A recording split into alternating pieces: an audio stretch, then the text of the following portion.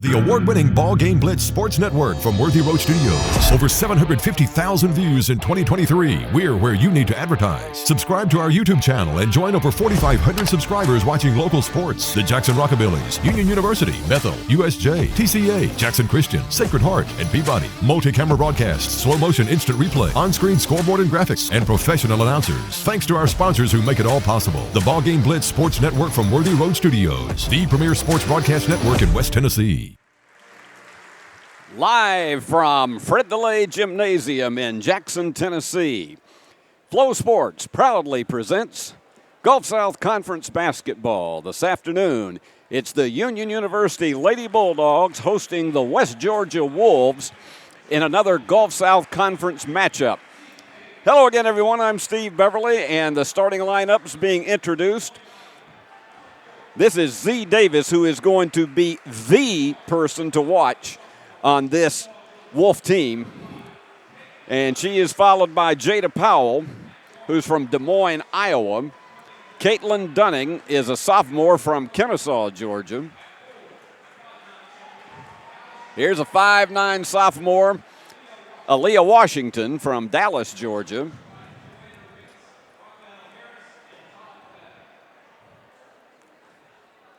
And those are your starters.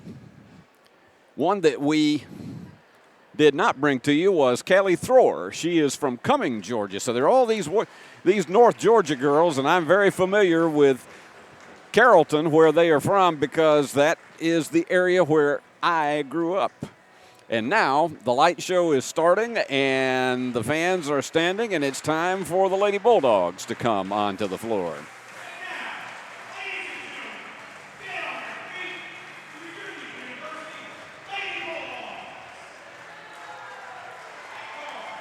Shanique Lucas will be the first one introduced. She's averaging 11 points a game, the graduate student from Papua New Guinea.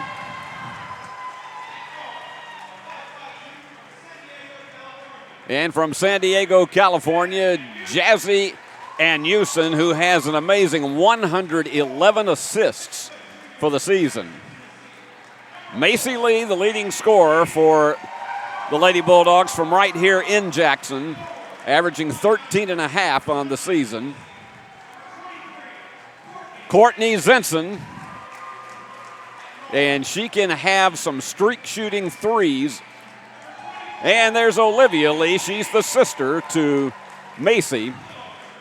Olivia, the freshman, who came from Trinity Christian Academy here in Jackson. And there they are. That's the 10 that will be taking the floor first, and we're glad to have you with us on what outside is an absolutely miserable West Tennessee afternoon. It is just one of those that is typical late January, and you hope it'll go away, but there's plenty of sunshine in here on David Blackstock Court. So we hope you're going to be with us this afternoon and enjoy the ride, and I'm looking forward to it along with you. Macy Lee is going to be jumping it against Powell. And let the games begin. And the first tip goes to the Wolves. Tipped away and immediately intercepted by Macy Lee. This Union team, they force more turnovers than anybody in the conference. The give and go does not go for Olivia Lee, and it's going to the Wolves. Joanna Wright's team has come in today 11-7. They're 7-7 in the Gulf South. They have lost 3 of their last 4, and that one goes astray. But this is a team that played Valdosta State, one of the powerhouses in this conference, to within 7. They defeated Christian Brothers in their last outing on Wednesday, 61-38, so they pretty well had their way. And I'll tell you about the first meeting between these two teams, and driving it all the way home is Dunning for the game's first basket. This West Georgia team, when they played back in early December in Carrollton, it was tied going into the fourth quarter, and then Union pulled away to win it 96-86, but they gave them everything they could possibly imagine. The long 3 from Zinson, too long, and the rebound off to Washington. Union goes with an all-court press all game long. and they will substitute different lineups in regularly. And that one just went astray, but then on the rebound, the foul is called. And that one is on Zinson, and so that will send Powell to the line for two. Jada averages 8 on the season, and in a minute and 5 seconds, Mark Campbell is substituting a whole new unit, and so the answer comes back the other way as 4 substitutions are coming in for Joanna Wrights. And a 5th one is just waiting to come in after Powell shoots the free throws, and she nails it. She is a graduate student from Des Moines, Iowa, which is a great part of the country. They have a lot of what we call Southern hospitality in Iowa because I had a daughter that went to school there, and I got to experience it firsthand. Long bomb 3. Again, they tried the bank on it, and the layup will not go. This is an eerie situation like what happened with this Union team against Valdosta State on a day when they were missing threes and also missed 19 layups. And finally, on the offensive rebound, nailing it home was Brooke Hampel, and she's one of these that can take charge of a game. They got to hurry to get it in with this 5-girl pressure up front. Checking in. And let's see who we've got in there. It's Kenari Holiday, the 6'1 sophomore from Apopka, Florida.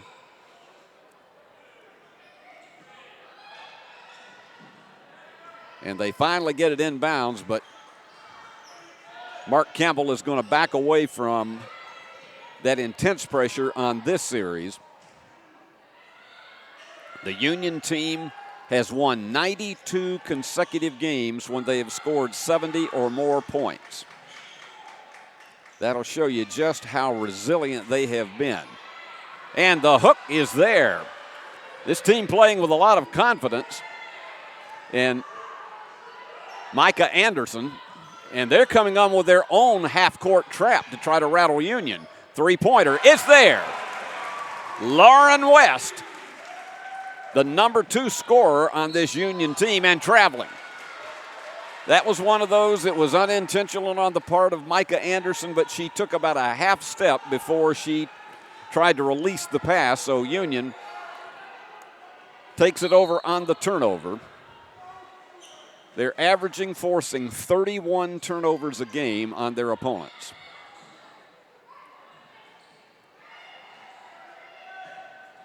And again, they work behind the perimeter. And the drive and the bank shot is there by Leah Cauble. So Union takes its first lead at 7-5.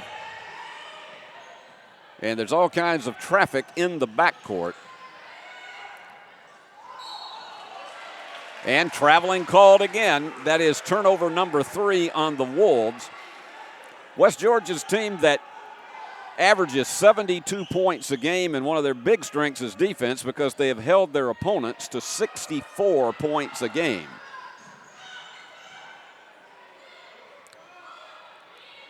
And the long bomb off the mark for West. But nobody was going to challenge Leah Caldwell on the offensive board as 2 of the Wolves went to the deck.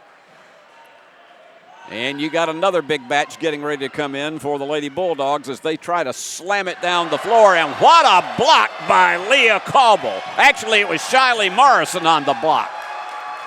And that gets the crowd into this one. Shiley Morrison, who has been an amazing player off the bench for Union this year, huge floor leader, and proves she can block shots as well. Right down the lane, that left-hand layup didn't go high enough, didn't get her arm extended high enough. And the Wolves with a rebound, getting double-teamed and in deep trouble, and there's the steal. Hampel. Well, they couldn't get the give and go, but they do there. The backside left-hand layup. Shiley Morrison, and timeout is called. 5:58 remaining. Union going on a roll, leading it 11-5.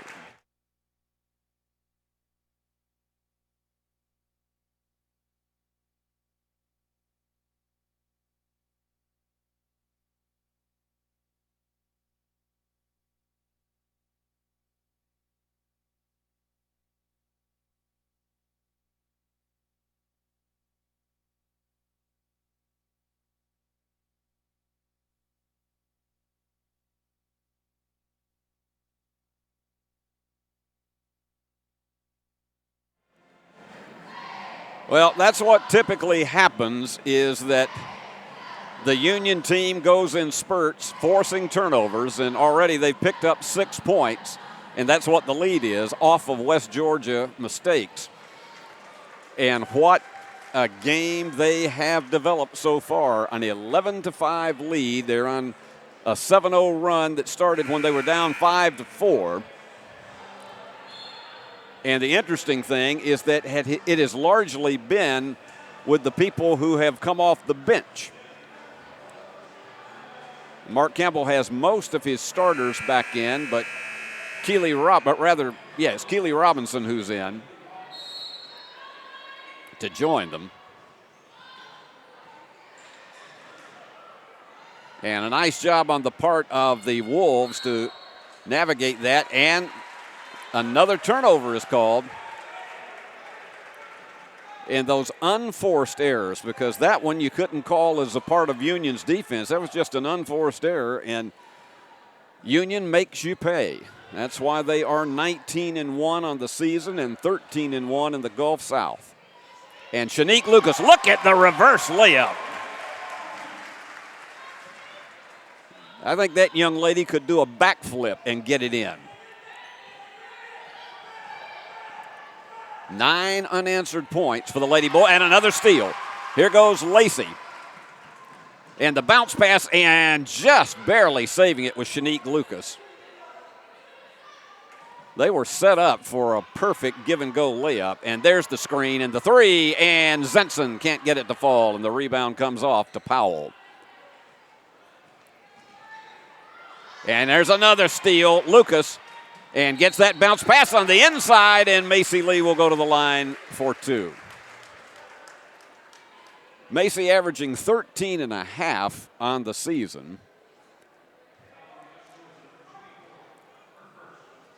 And from the free throw line, she's another one that can just put it up anywhere, 72%.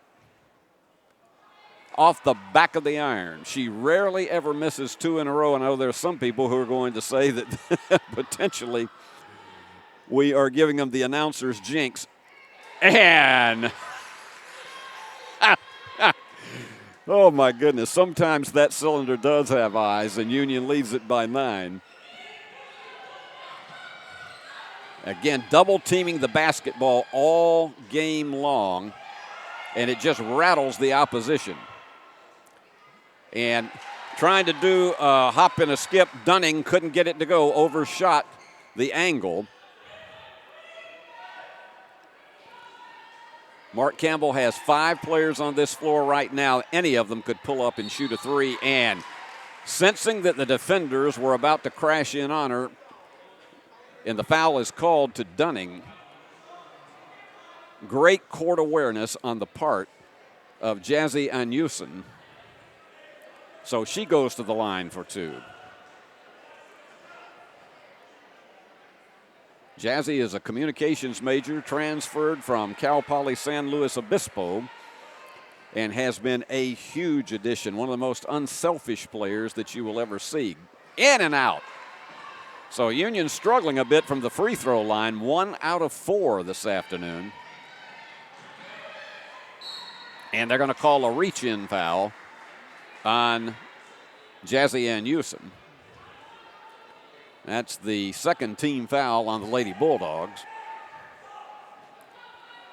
Averaging 96 points a game. Taking her time with it was Dunning, and here's a steal. Now watch this one. And that was Lucas who faked the dish off, and the defenders went one way, and Shanique went right to the basket. And that's a 2-on-1 and the foul. And that's actually not a bad foul on the part of Keely Robinson, because that was a free ticket layup. And that will send Powell to the line. And again, we have mass substitutions. You've just got about half the population of the county coming in to replace the ones on the floor right now.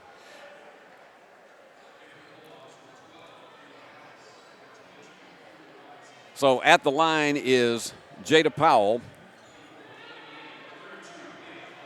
So far in the game, 6 Lady Bulldogs have scored, 3 for the Wolves, and that finally stops the 11-0 run by the Lady Bulldogs. In and out on the second one, and once again, Olivia Lee on the rebound. The Union spreads them out to get it across midcourt. And Olivia Lee is lurking around in the paint, going in and out. And there you go. You're not going to stop this one. Down the stretch she goes. When Lucas gets that head of steam, we call her the steam engine because she is unstoppable. The only thing that stops her is herself.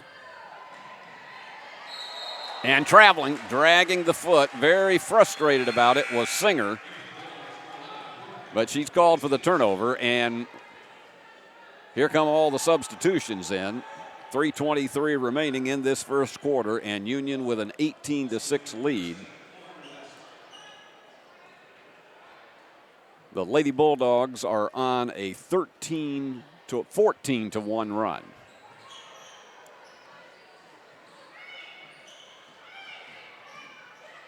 And the big bomb. Lauren West. Her second three of the game.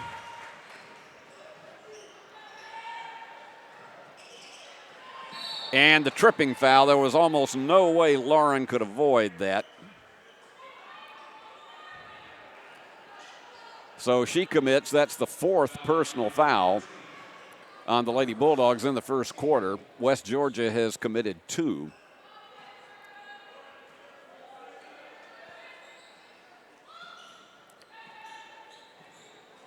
And here they go once again. They're trying to get it deep to Holiday, but she is being guarded tightly by Keely Robinson. Down to 7 on the shot clock. Knocked away by Lauren West. They'll have 3 seconds to be able to make the play. Checking in is Washington.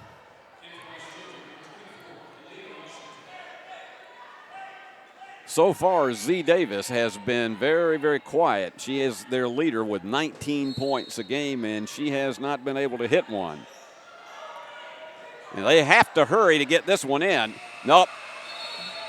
30-second clock violation. She did not release it before the buzzer went off.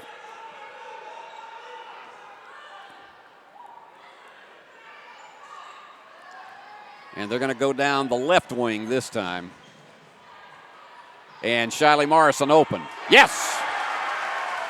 Morrison with 5. It's a 24-6 game, a 20-1 run for Union.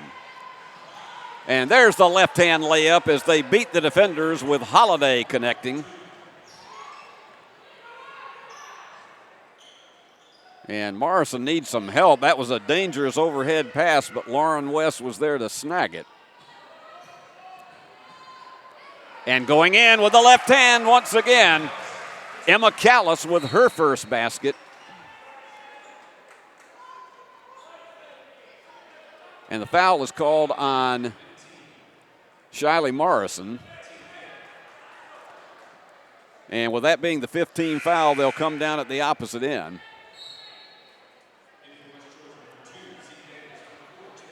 A little less than 2 minutes remaining, and the Lady Bulldogs have already passed the quarter-century mark. So coming to the line is Sydney Tolbert. She's from Louisville, Kentucky.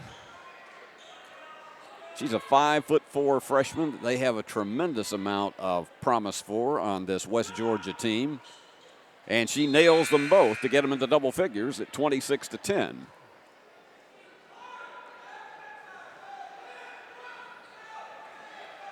And Morrison, who has in this year just become an outstanding floor leader. And turn around, left hand bank will not fall, but on the follow. Not there again, and the foul. And I think they're going to charge over the back on Brooke Hampel. So they'll bring it back down the opposite end, and Mark Campbell is let's say he's having a mild discussion. He's been relatively calm with the officials this year, but he's having a mild discussion about the contact that was down underneath. So at the line is Washington, and she has perfect form.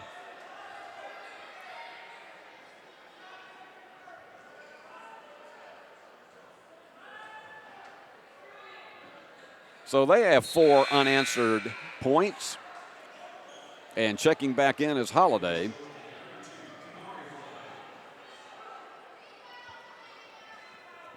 So Callis will toss it in.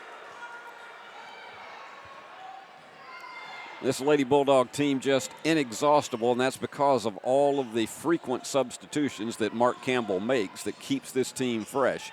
Lauren West has it go off to the right, but she fights for that offensive board.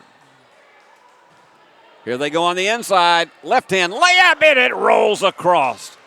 Callis had the range, but it spun out. It was like Wheel of Fortune going bankrupt.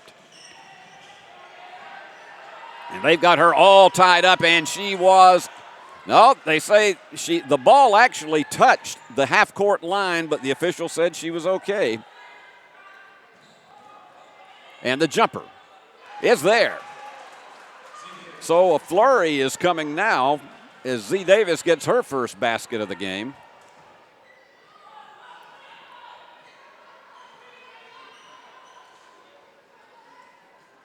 And they go again outside the perimeter. Going to go for that same play. The fake, the left-handed layup that time for Callis. Eventually they start falling. Union 50% from the floor at 12 for 24.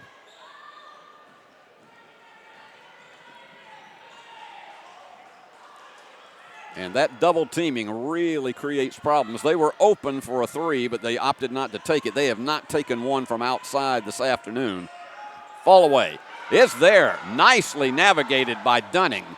Union has very little time, but underneath, she doesn't have time for the setup. I think Hampel did not know that they were down under 3 seconds, and so she couldn't set up. You had to just release that ball. But the Lady Bulldogs over the Wolves 28-16 as we go to our first commercial break. Your life. Your home. Your business. Your future. Focusing on you, West Tennessee Bank strives to serve its clients in every season of life. With vast experience in personal and business banking, we take pride in guiding you through significant events. At West Tennessee Bank, we help you realize your dreams. West Tennessee Bank is a division of Decatur County Bank, equal housing lender, member FDIC. West Tennessee Bank, focused on you.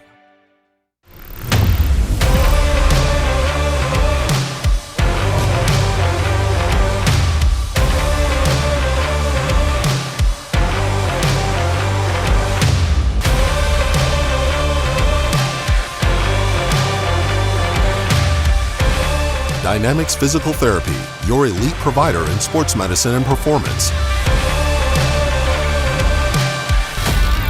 Now serving communities throughout West Tennessee. Here's your Flow Sports scoring update for West Georgia. It is Caitlin Dunning, the leading scorer, with 4. There are 6 other Wolves that have scored a single basket, or they have 2 points from free throws. For Union, the top gun is Lauren West with 6, 2 3-pointers she has, and Shiley Morrison with 5. 6 also for Shanique Lucas, who has the ball right now.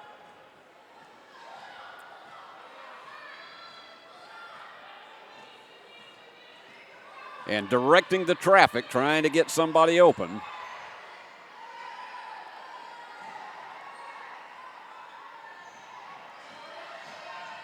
And Shanique way in the corner. They don't have long to go, and this time it's Macy Lee. No, short. Lucas tried to fly, and I'm serious about that. It looks like she's flying through the air, trying to go after those loose balls. So Union back in the full court pressure. And the foul is going to be on Jazzy Ann Houston. There was a collision. So that is her second.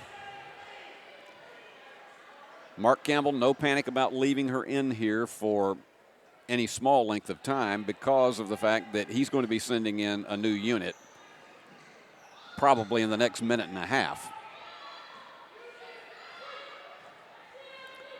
And taking her time with it is Dunning. There is a big battle going on between, oh my goodness, Leah Cauble and Holiday. They are battling. It's almost like a do-si-do in a square dance, and traveling called for changing the pivot foot. That is the 11th turnover on the part of West Georgia. Union has picked up 17 points off those turnovers. And fast down the floor, these Lady Bulldogs. Unless they're challenged, it's like watching just absolutely a freight train going through on the tracks. And there you go, right down the middle, and the foul. Macy Lee saw the opening. She had the speed, and she has a chance for a three-point play.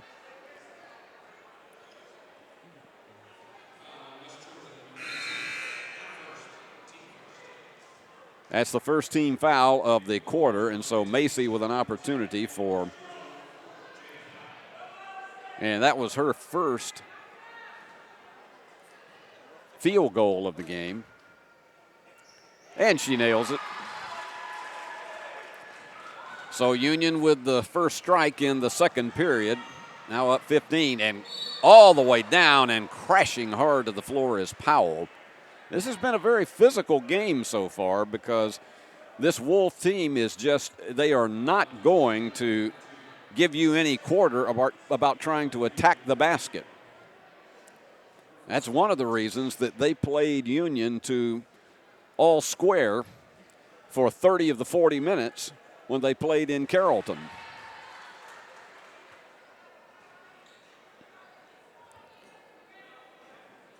Powell with her first free throw of the afternoon. Well, actually, that is her third, in and out. 3 out of 6 she is, and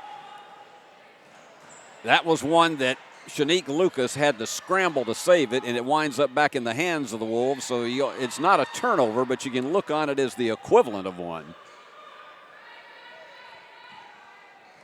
This is a good ball handling team, and they can play with anybody in this conference. Hook shot will not drop for Powell. And quickly down the floor is Shiley Morrison. Boy, if you see Shiley Morrison and Shanique Lucas in the same unit, it's almost deadly.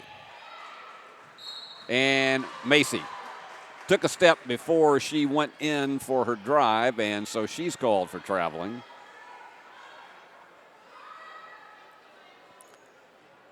That's only the second turnover for the Lady Bulldogs. And that just quick dribble penetration on the part of Dunning gets them out of trouble in that full court pressure. And she takes it all the way down and draws the foul. Very instinctive, this young lady is. And the foul is charged to Shiley Morrison. And that's her second, so they will quickly get Keely Robinson back in the game, and Leah Cauble will check out. So Dunning goes to the line. She's their leading scorer with 4, both of them from the floor. And she connects. She doesn't get to the free throw line that often, but we're seeing her talent from there already as she delivers. So Morrison, again, so fast, deceptively fast.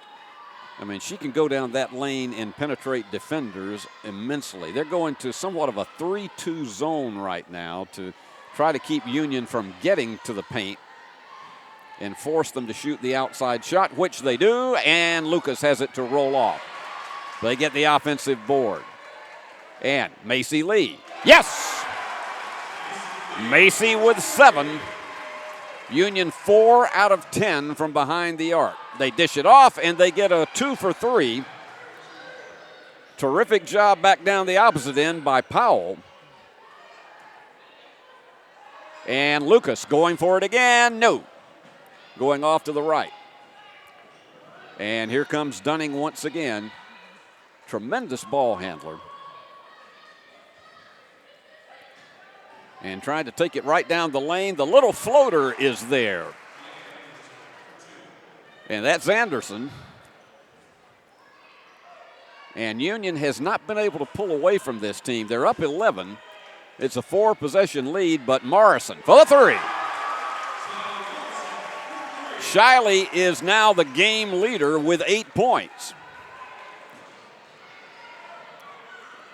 And they tried to kick it back down the opposite way, and her momentum would not stop, and it's the offensive foul on Dunning. That is her second. And we have major substitutions coming in for both units.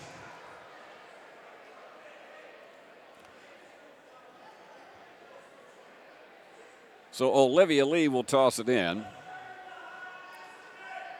Still have 7 Lady Bulldogs and 7 Wolves in the scoring column so far. Here you go. Is the drive and the kick back outside and did not get the Plinko drop. Terrific tap by Lauren West, and in between the defenders. That was a perfect split for Brooke Hampel. She may be the most underrated player on this Union ball club. And trying to drive it in the paint against Hampel. Nicely handled, high off the glass for Thrower.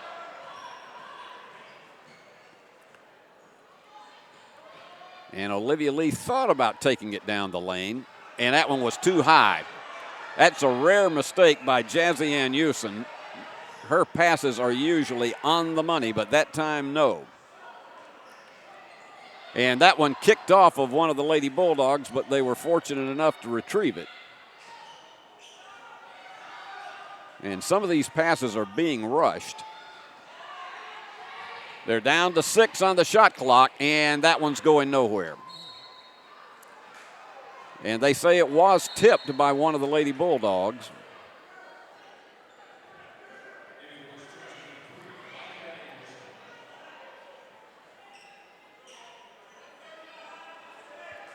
So finally to toss it in will be Tolbert with 3 seconds remaining on the shot clock.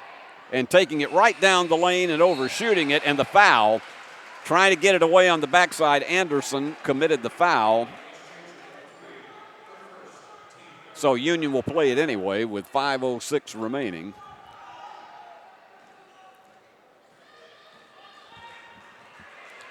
Jazzy Ann Houston directing the traffic. Mark Campbell not substituting 5-on-5 as much in this second quarter as he did in the first. And Lauren West, look at that. Left-handed, bait and switch. Lauren West piling them in. She has 8. And Union matching its largest lead at 16, 41-25. And that one goes right off the hands of Holiday, a bounce pass that went a little bit too firmly. And we have timeout on the floor. Union on top, 41-25.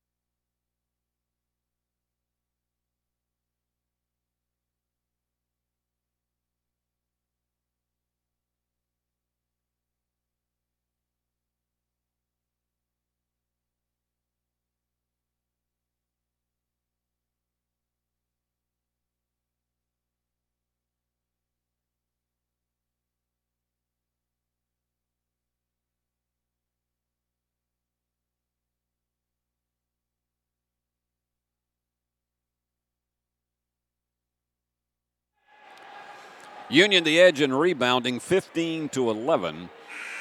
But that big, glaring statistic, 22 points off turnovers to only 2 for West Georgia. That's your difference in the game right there. They forced 13 turnovers and have picked up 22 points off those mistakes.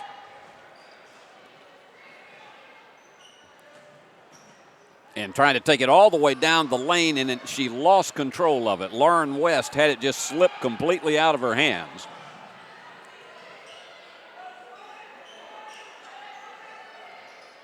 So they whip it back around the perimeter once again. Big bomb. The three does not go. That's actually the first three they have tried in the whole game, and very frustrated is Holiday, being charged with her second foul. And that's the fourth team foul of the quarter on the Wolves.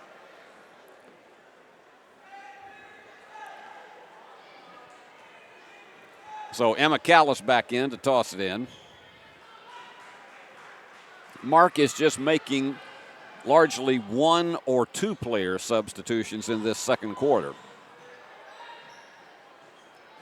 And right down the lane, they saw the opportunity. And the offensive foul is charged on Brooke Hampel. For Union, that's the 4th turnover. That's the first cameo appearance that we've had from our friend Cowboy Curling. He doesn't have his cowboy hat on today, but he's the guy that cleans up the floor, and he does it like he is playing in an Olympic curling match. Had a good look at it, but Anderson wouldn't take an outside shot. And there you go. Beautiful floater with the bank shot. Washington has 4. And West. The picture tells it all. She has 11. And there she's back down at the opposite end of the floor with the steal. Some people call her Lauren the Test West because she puts a test on just about every defender she comes up against. And here goes another bomb. No. And they're going to scramble on this one. Alternate possession will go back to the Wolves.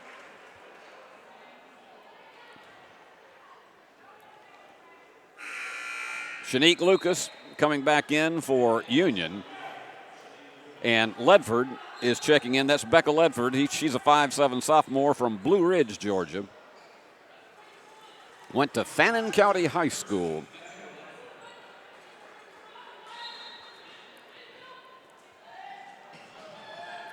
They got to hurry to get this one in. They were having trouble finding somebody open. Knocked away. It's going to be a 3-on-2. There's one wide open for the 3. No, too hard on it. And they crashed into Shiley Morrison, so she'll go to the line for 2.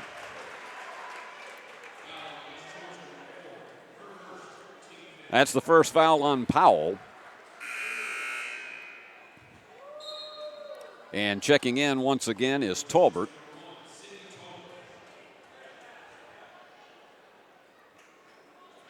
Shiley, an accounting major, and tell you, I had a chance to interview her in the past, and she is a wonderful young lady to get to know. As no doubt all these young ladies are for both of these teams. A 19-point lead for Union, and that's the largest of the game. It's so hard to get into a shootout against Union. And a travel, taking that step, and there's real frustration, but that's about 5 times this afternoon that the Wolves have been called for taking just that little half step before they release a pass or to go in for a drive.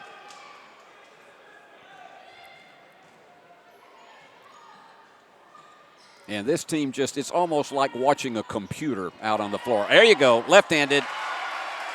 Lucas delivering it inside to Hampel. And they follow it on the backside. Powell, sometimes you just outrun them and get them back down the floor.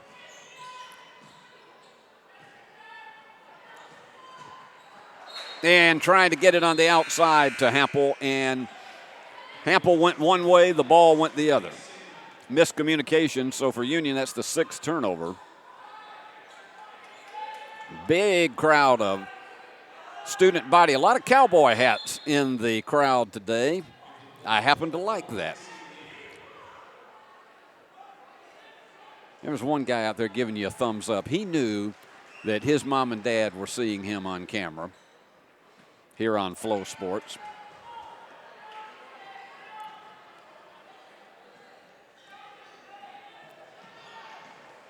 And tipped.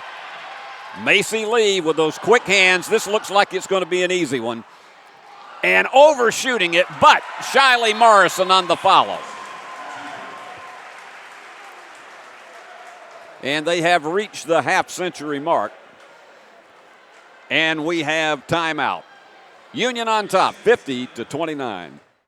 When you hear our name, know that it comes with a promise to give back to the community that built us. A promise to provide a human touch in a world that is becoming more automated. Ever since we put our roots down in Jackson in 1996, we have aspired to be community-focused by supporting programs and organizations that are important to our city. At First Bank, it is our mission to be present in our community and to continue the belief that when you bank local, you get more. Member FDIC.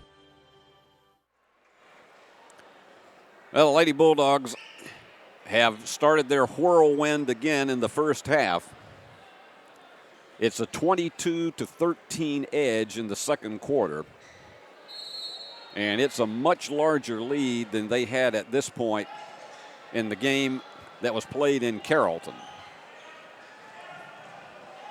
This is a very tough floor for opposing teams to navigate a victory on in women's basketball.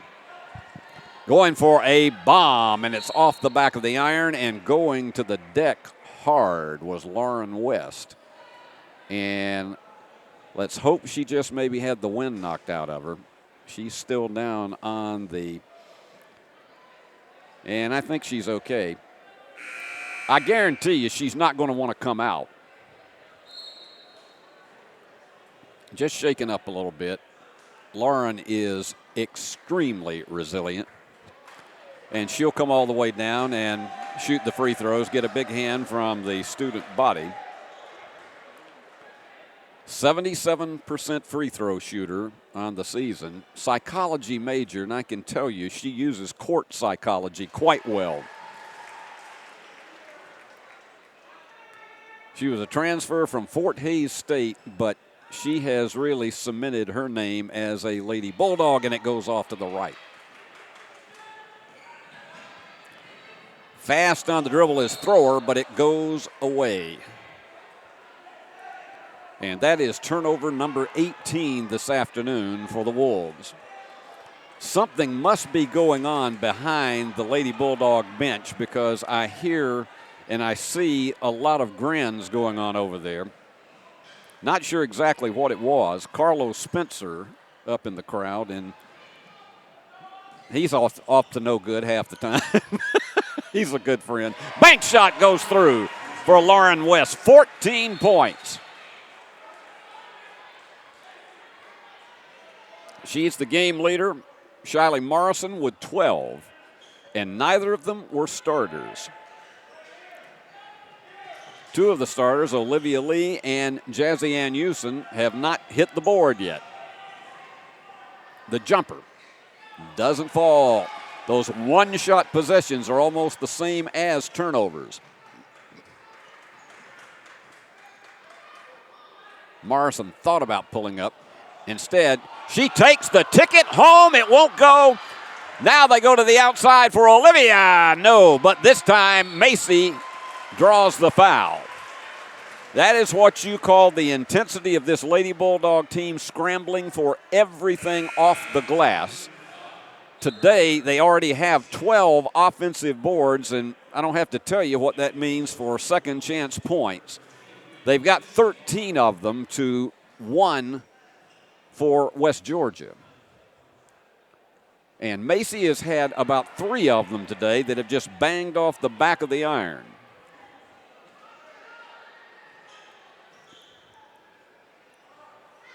Gets the second one. And again, that all-court pressure just seemingly wears out an opponent. It is just relentless all game long. They're going to try to hold it for a final shot. Almost stolen by Lucas. Down to 8. And they scramble to get anything open. The bomb is there. And that is their first 3 of the game as Talbert connects with 1 second left on the clock, and Union goes to the locker room. It was a 26-16 edge in the second period, and they go to the locker room up 54-32. Let's give you a very quick rundown on our Flow Sports scoring meter. Jada Powell is the leader for West Georgia with 7. And Caitlin Dunning with 6. Dunning also has 3 rebounds this afternoon. And 5 for Sydney Tolbert. For Union, it has been Weston Morrison putting on the show today. Lauren West, 14 points. She also has an assist and a steal. Shiley Morrison with 12 and 3 rebounds. For somebody who's a point guard, she gets a tremendous number of boards during a game because she's going after every loose ball. 8 points for Macy Lee. 6 each for Brooke Hampel and Shanique Lucas. And Union is all over it, 54-32. Not an uncommon sight on this floor. We are going to take a break and let you have an opportunity to visit with some people that are very important to us. And those are our sponsors. And when we come back, we'll give you all of this across the board team totals for both of these schools. So stay with us.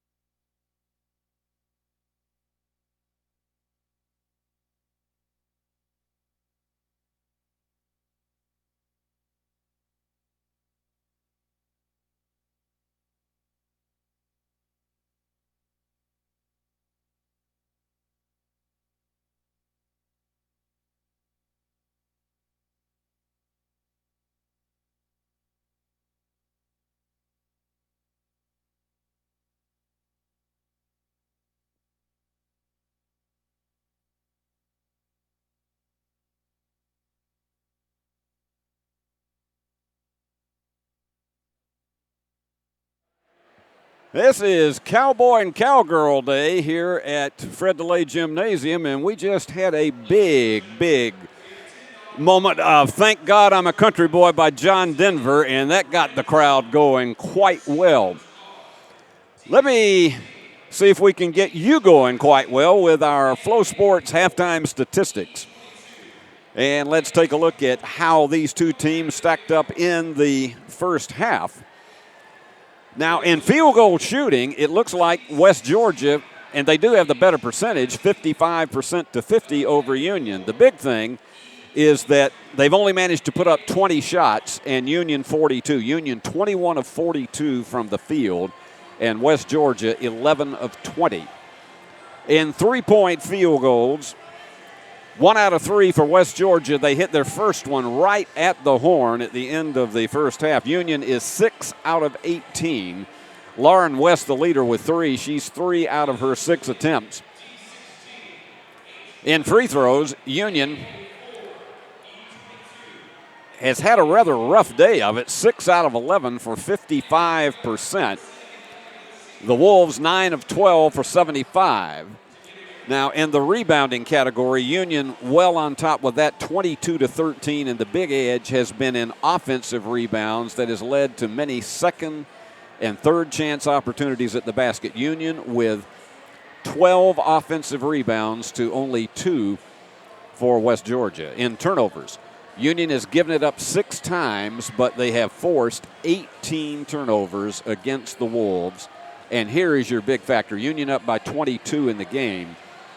30 points that they have nailed off of those mistakes to only 4 for the Wolves. If you look and see a lot of the Union scores having a wide disparity in scoring margin, that's the big factor, is the amount of points they pick up. They make you pay for so many turnovers that you commit. And, I mean, just look at this right now, 30 of them in the first half.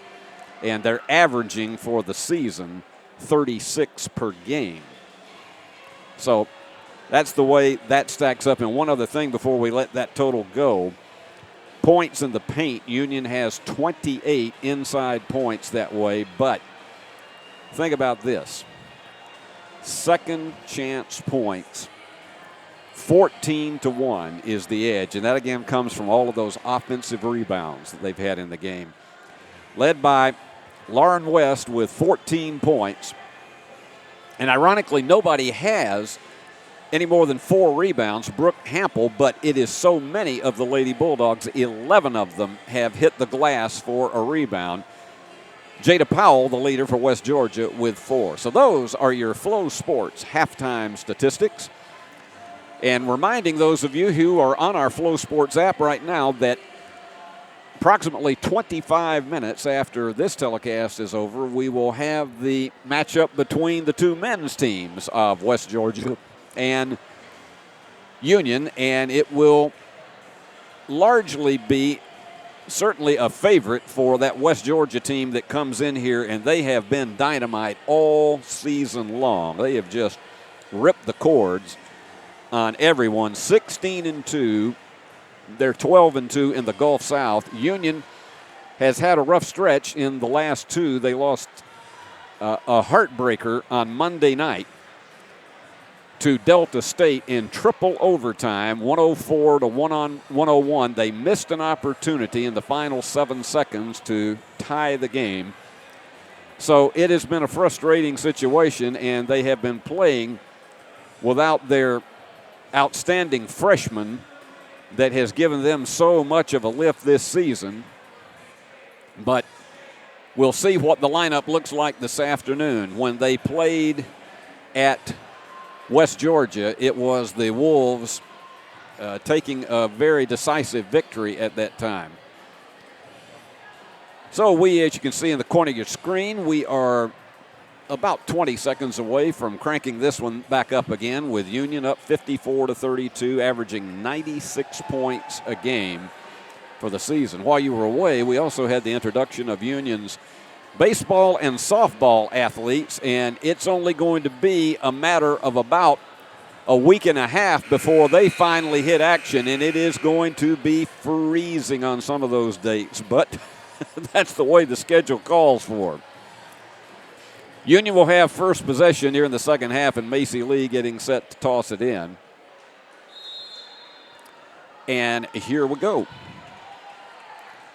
And Mark Campbell back with his original 5. And this team is just like watching a machine, the way they run through their progressions. Nice block, perfectly timed by Powell to knock that one away and avoid the foul. And Shanique Lucas, well, there's a collision, and it looks like the foul. Lucas almost got the steal, but Courtney Zenson went to the deck hard, but she'll be charged with the foul. That's her second. So Z Davis will toss it in. Union has held her to 2 points, the leader for this West Georgia team with a 19-point average. They've held her to 2 so far. And trying to go inside the paint and nowhere to go, but they did save it. That was a nice job over on the far left wing. It was knocked away by Olivia Lee, so they will play it.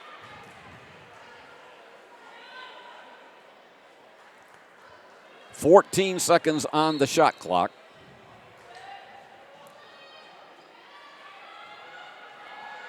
And once again, they go to the inside. In between two defenders, couldn't get it up high enough. Powell just had no room. On the drive, Macy kicks it outside to Zenson, who gets the 3. So Courtney finally gets her first basket of the afternoon, and Union by 25, and the steal by Olivia Lee. They just lull you to sleep sometimes, and then they're right there in your face. And Zenson again, yes! Well, she's got the hot hand now. And I know a lot of her teammates are glad to see that. And the turnaround curl did not go for Powell. And Union is on the whirlwind here. Wide open, too high. That would have been a free ticket for Olivia Lee, but it was way too high, and Mark Campbell is getting ready to bring back in his next 5. We don't call them a second 5 because of the fact that they perform with such proficiency that it's like you have a second set of starters. They just come in 2 minutes later, or in this case, 1 minute and 21 seconds later. And they go for the bomb in the corner, and that one is short and off the mark. Offensive rebound comes into Anderson, and they try another one, and they get it. Dunning now with 9 to lead the Wolves. And there you go, taking it right in. Lauren West knew that defender was on top of her, so she'll go to the line for 2. 77% free throw shooter. And West the leader this afternoon with 14 points. This young lady is just all over it, all over the floor. And she just seems to get better and better with every passing game. Got them both. 16 now for Lauren. Lady Bulldogs on an 8-3 edge. That's double dribbling. As she stopped and started again, and I don't think Dunning is surprised. She knew it. She had one of those sheepish grins, and it's, that's frustrating for a player to get in that kind of situation. There you go, trying to go all the way down. Couldn't get it up high enough. Morrison again, that quick speed. And just keeps the possession going. 10 on the shot clock. Now they're going to have to hurry to drive in the backside and gets the reverse layup. Emma Callis.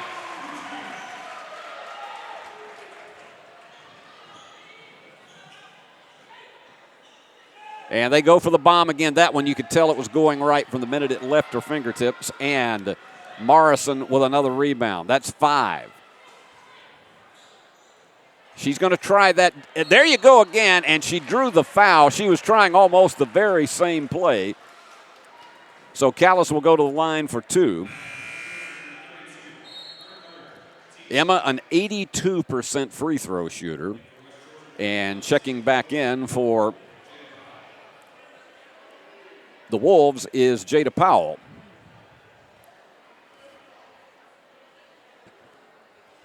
Getting that deep breath. They go at it so hard, and she got that friendly roll. So Emma with 7.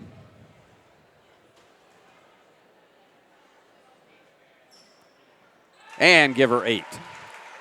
Union's largest lead now by 31. They got an opening for a 3, and it just will not fall.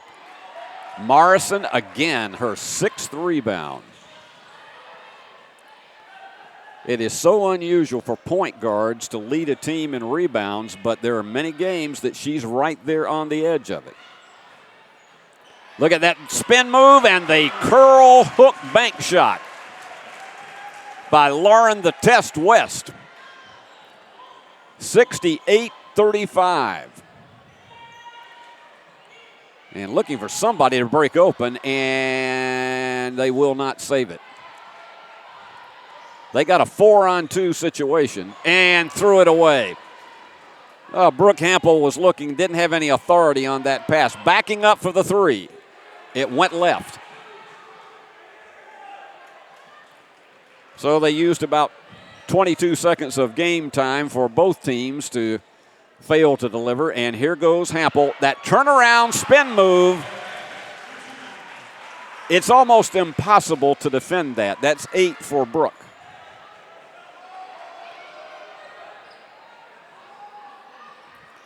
The Wolves, again, they have just been, and they left her wide open, and again, it's not there. There's a collision, and they're going to play it underneath. Let's see who the foul is called on Hampel. That is her 3rd, and so here comes Mark Campbell's next 5. And actually, it is the original starting 5 with the exception of Keely Robinson being in there.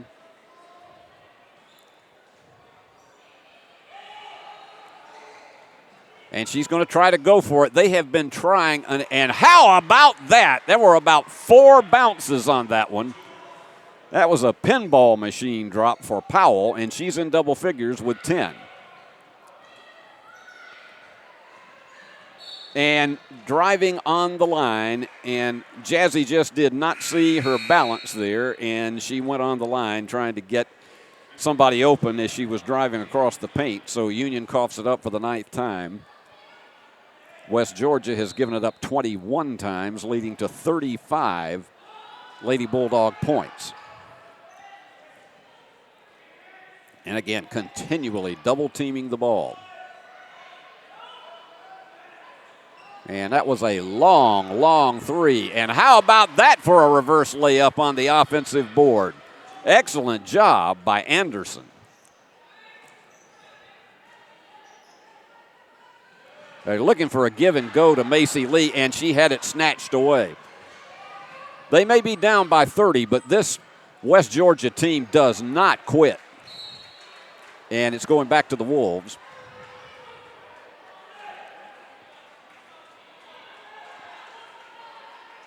This team averages 72 points a game, and so they can give you plenty of offense. They're not really built to make comebacks from behind the arc. That's not their strength. And on the season, they're shooting 32% in three-pointers. And the floater will not go, and the crash, and the foul is, we got to see who they charge that one on. That's on Anderson, and that will be her 3rd. And so 4:53 left. We got a 30-point Union lead.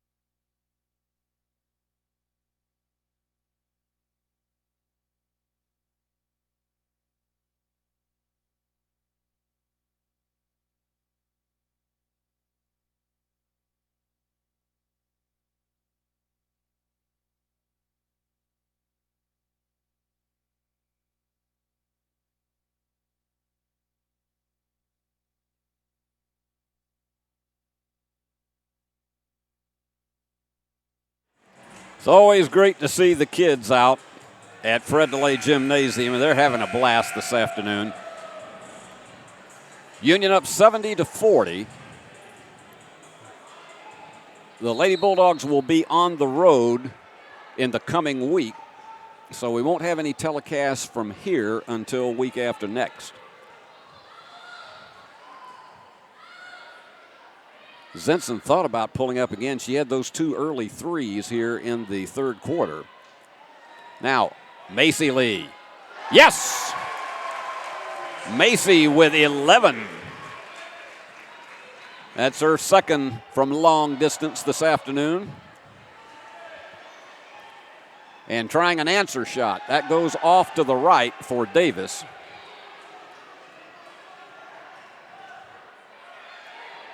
And Macy again. No, iron unkind, and the rebound to Z Davis. This team has an extraordinary amount of speed, and they're very, very talented. They just happen to be coming up against a buzzsaw that's the number 3 team in the nation. Feeding underneath to Powell. She has 9. There are 3 Wolves who lead their team with 9 each. And Zenson from the corner. Too much on it. And they're double teaming the ball. They're going to have to hurry to get it across in the 10-second time limit. And they did not make it. Turnover number 22.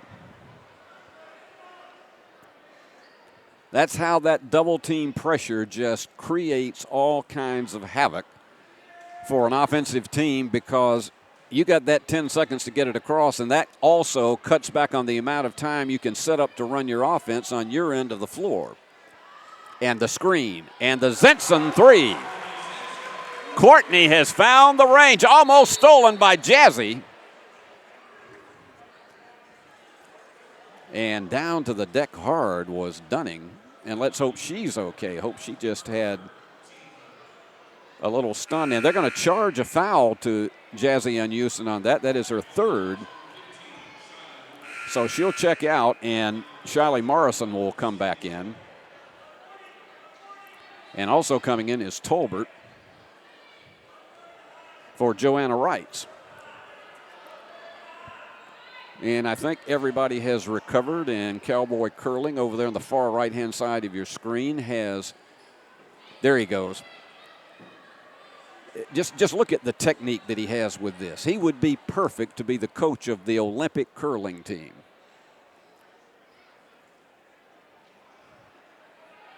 I've never seen anybody who has his technique of getting rid of spills on the floor. And 4, and there you go, Lucas knocks it away. Look at how she scrambles and gets a big hand and knows how to get it across. And Zenson again, yes! Zenson with 12. Finally finding the hot hand this afternoon. And trying to somehow get open, but there was no way for Powell. This defense is almost surgical. The jumper. Off the mark, Lucas the rebound. That's her 5th. Zenson thought about it again, but she'll drive the baseline and has the reverse layup blocked. Very, very well timed. And traveling. You had a couple of the Cowboys down front that were already up signaling it before the official did.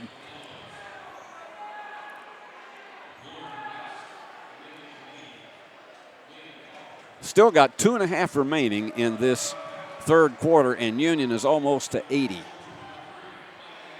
And checking in is Lindsey Garner. She's a freshman from Lexington, South Carolina. And they'll be using her at a post position. Lindsey is 6'2". She is actually the tallest one on this West Georgia team.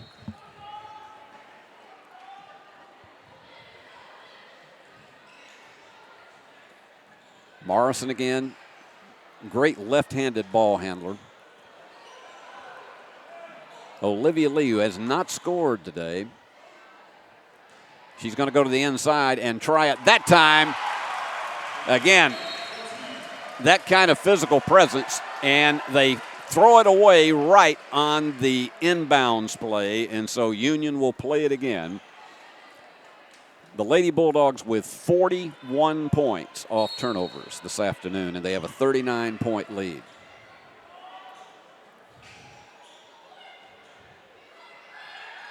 And they spread them out once again. Just look at the 5 in white uniforms, how spread out they are to try to get separation from the defenders. The screen. The 3.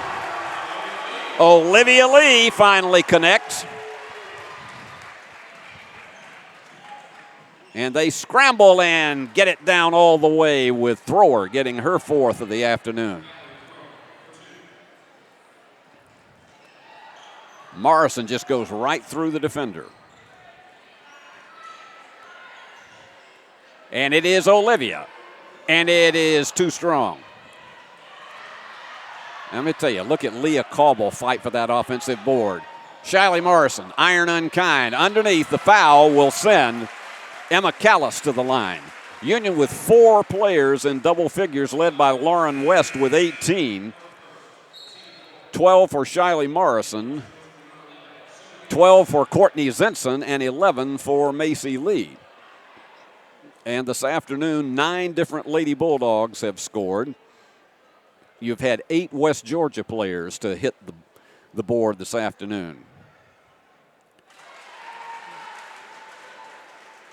Emma nails it. She gets this one, she'll be in double figures.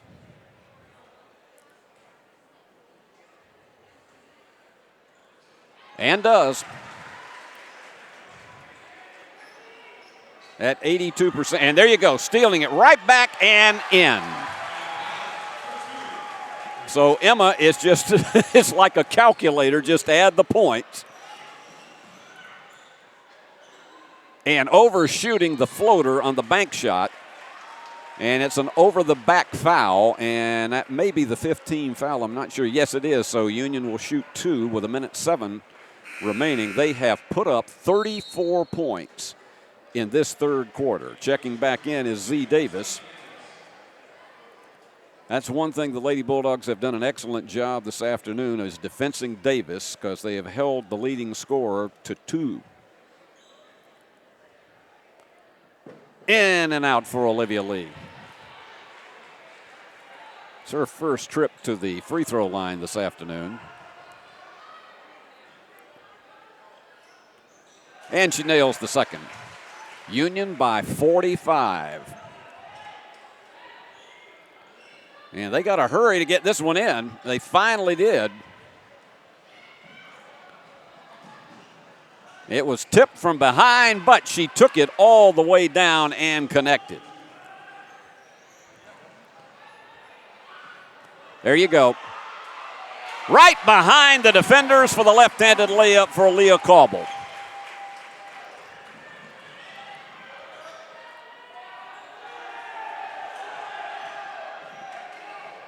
They have 20 on the shot clock. That one goes off. Lauren West the rebound.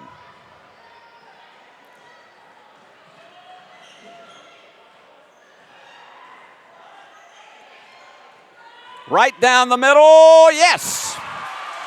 Morrison with 14.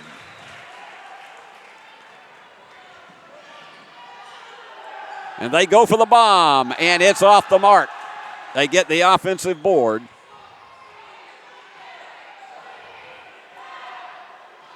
And they're counting the time off on the clock.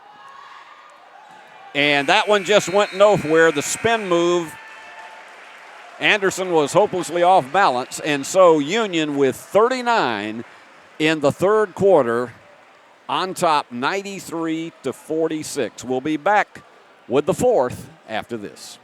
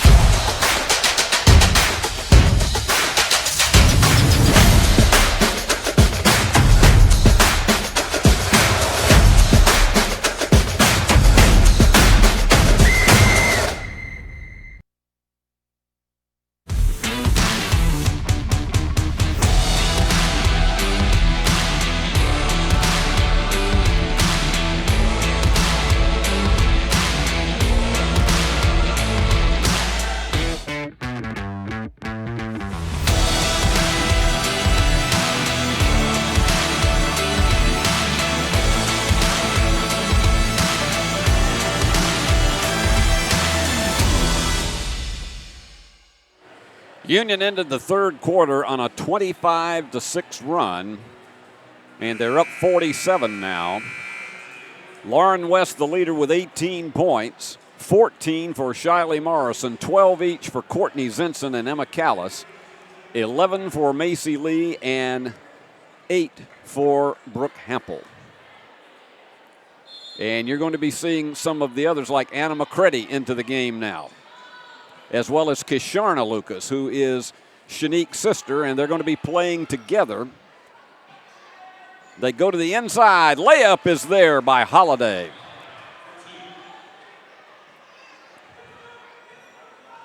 And Ann Houston is oftentimes in there with the younger players to give them an opportunity. She pushes the fire in it in, and Jazzy with her first three of the afternoon. She has such strong arm strength.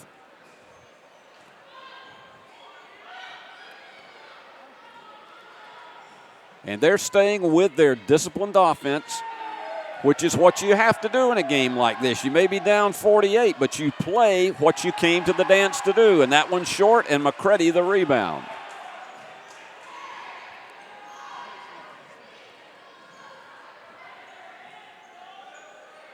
There's the screen. Jazzy's going to take it right up the middle, but kick it outside.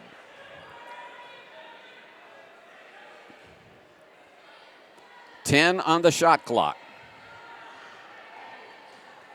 Shanique, the reverse layup. The steam engine is unstoppable on that play. And the foul is going to be on Kisharna Lucas. There was a little bit of a mix-up on the defensive alignment.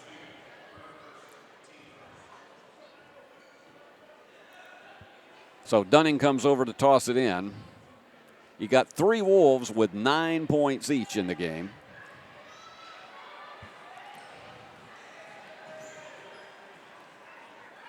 And the curl hook does not go, and the rebound goes to Jazzy Ann Houston. Underneath, and they have hit the century mark, and it's Brooke Hampel who hits double figures. 100-48. This is the 9th time this season that the Lady Bulldogs have broken 100. Going for the bomb, and it was in and out. Absolutely robbed on that one was Anderson. The cylinder just wouldn't hold it, and that gets off the hands of Jazzy. Nice steal by Dunning.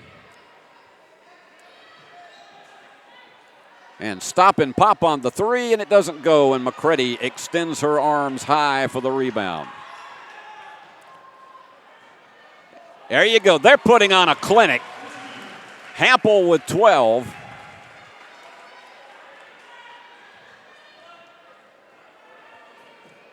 And as one sports writer said, this may be the best that has ever been seen on a Union University court. The depth that this team has, as well as the solid starting five. We get close to the 7-minute mark. And blocked. Excellent job by Kisharna Lucas. Underneath, the foul, and that will send Brooke Hampel to the free throw line. And Cowboy Curling doing his perfect job there. And you got mass substitutions checking in now.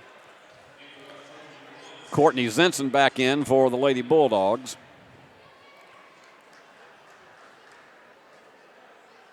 So Brooke Hampel today is her first trip to the free throw line. She's 6 for 9 from the floor.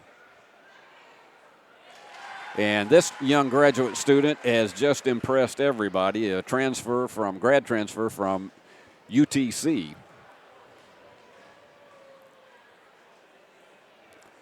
And Brooke gets the friendly roll.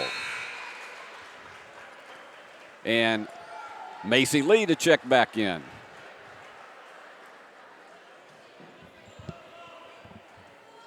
And Shiley Morrison, my goodness, the number she's got this afternoon. 14 points, 6 rebounds, 2 assists, and a steal. This is one of these that it's always when we try to pick a player of the game, it's so difficult because the team totals are they're close to each other. Washington with the turnaround basket to give her 6. Union shooting 58% from the floor this afternoon. 41-21 edge in rebounds, and they have had 15 offensive boards. Forced 48 points off turnovers.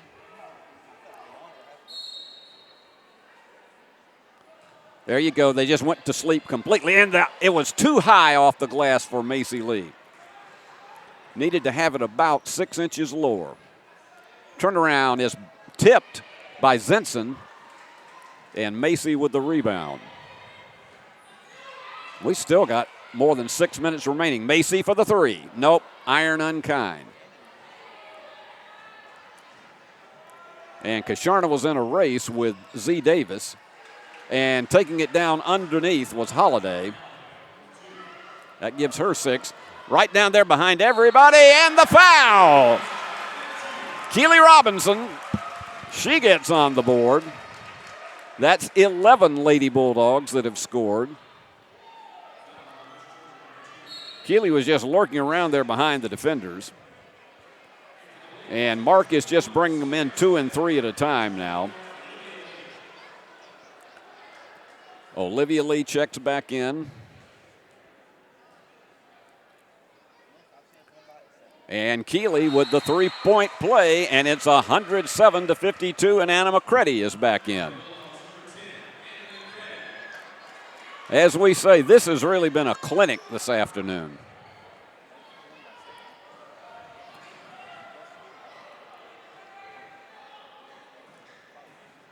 And working around the perimeter once again, trying to get anybody open that they can. And the jumper. And she was robbed. The rebound coming off to Kasharna Lucas. Union just runs through these progressions as if they are, they could do it in their sleep. And perhaps sometimes they have dreams about this. There you go. The give and go, and it doesn't drop. Oh, my goodness. But the jumper on the other side, it does not fall. Union with 2 great looks at it and could not deliver. And we get to the 5-minute mark.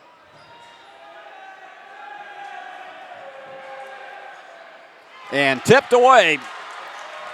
Anna McCready with the steal.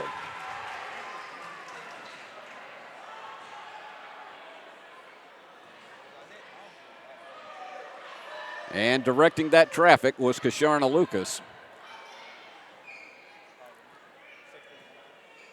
The jumper for the 3. Oh, in and out. The rebound comes into Dunning. And that one went completely off the knee of Holiday, but they were trying to save it, and it goes out of bounds anyway. When we come back, it'll be Lady Bulldog ball. They're up by 55.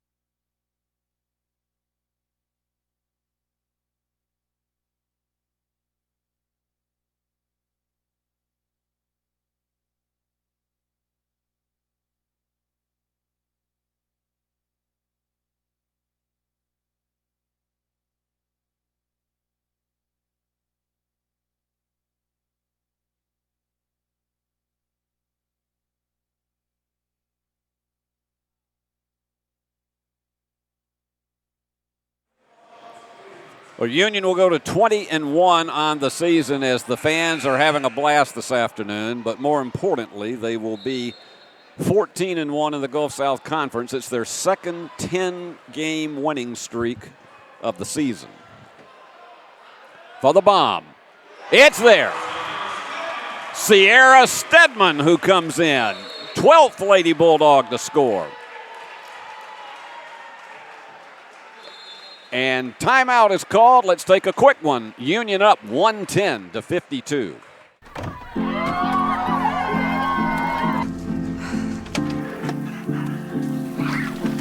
I get some help?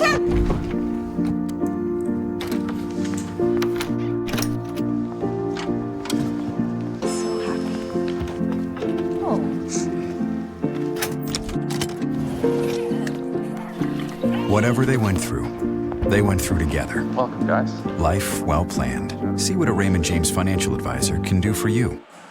Well, this has been the biggest output of the season for Union, 110 points, and there's still 4 minutes and 16 seconds remaining. And Mark Campbell has Jazzy and Houston, Courtney Zinson, Anna McCready, and let's see who else. Kasharna Lucas and Sierra Stedman, who just hit the three. And they're going to back off the intense full court pressure, but they're still going to bring two ladies up front.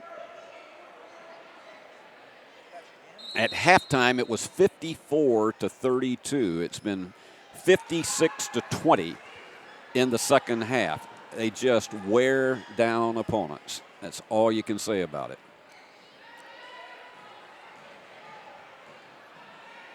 And they again work the perimeter. And that one, they tried to lob it on the inside to Garner. That is their 29th turnover. Union has picked up 51 points off those mistakes. And they have a 58-point lead. That's how they do what they do. There's a lot of movement down the lower part of the paint. And there's McCready. In and out. It went off the back of the iron, but Union with the offensive board. McCready's going to try drive again. And the feed, the give and go, and it doesn't fall.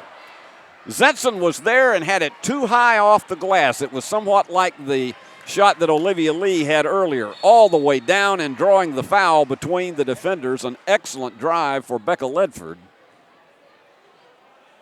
And Mark Campbell, you can see how loose this Lady Bulldog team is on the bench. And Mark is a man of quite a wry sense of humor.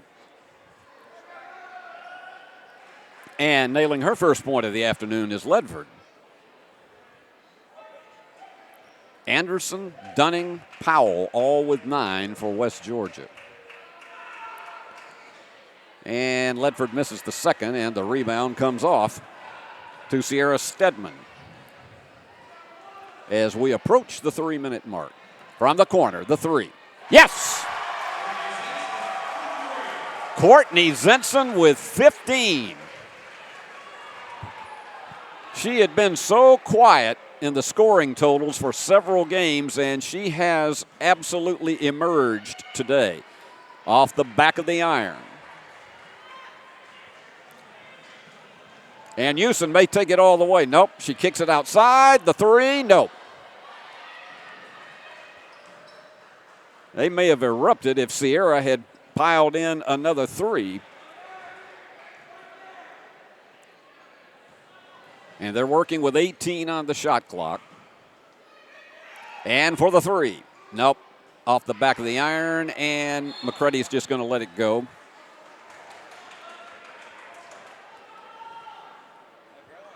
Well, everybody has an opportunity to play in this offense, and that has indeed been the case today as all 14 available Lady Bulldogs. Bethany Dillard sitting out this one again. She's been nursing an injury, even though she's played in recent games. There you go. McCready got it.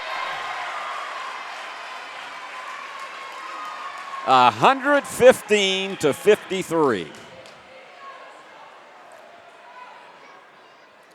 Everybody has put one in except Kasharna Lucas, and I'm sure they will try to see if they can get something open for her. The bomb doesn't bank in, and McCready files for another rebound. And Jazzy tries to work it around that perimeter. Here's the drive. It was tipped away. I think they were hoping that Kisharna would go in for a reverse layup, but instead she saw an open teammate.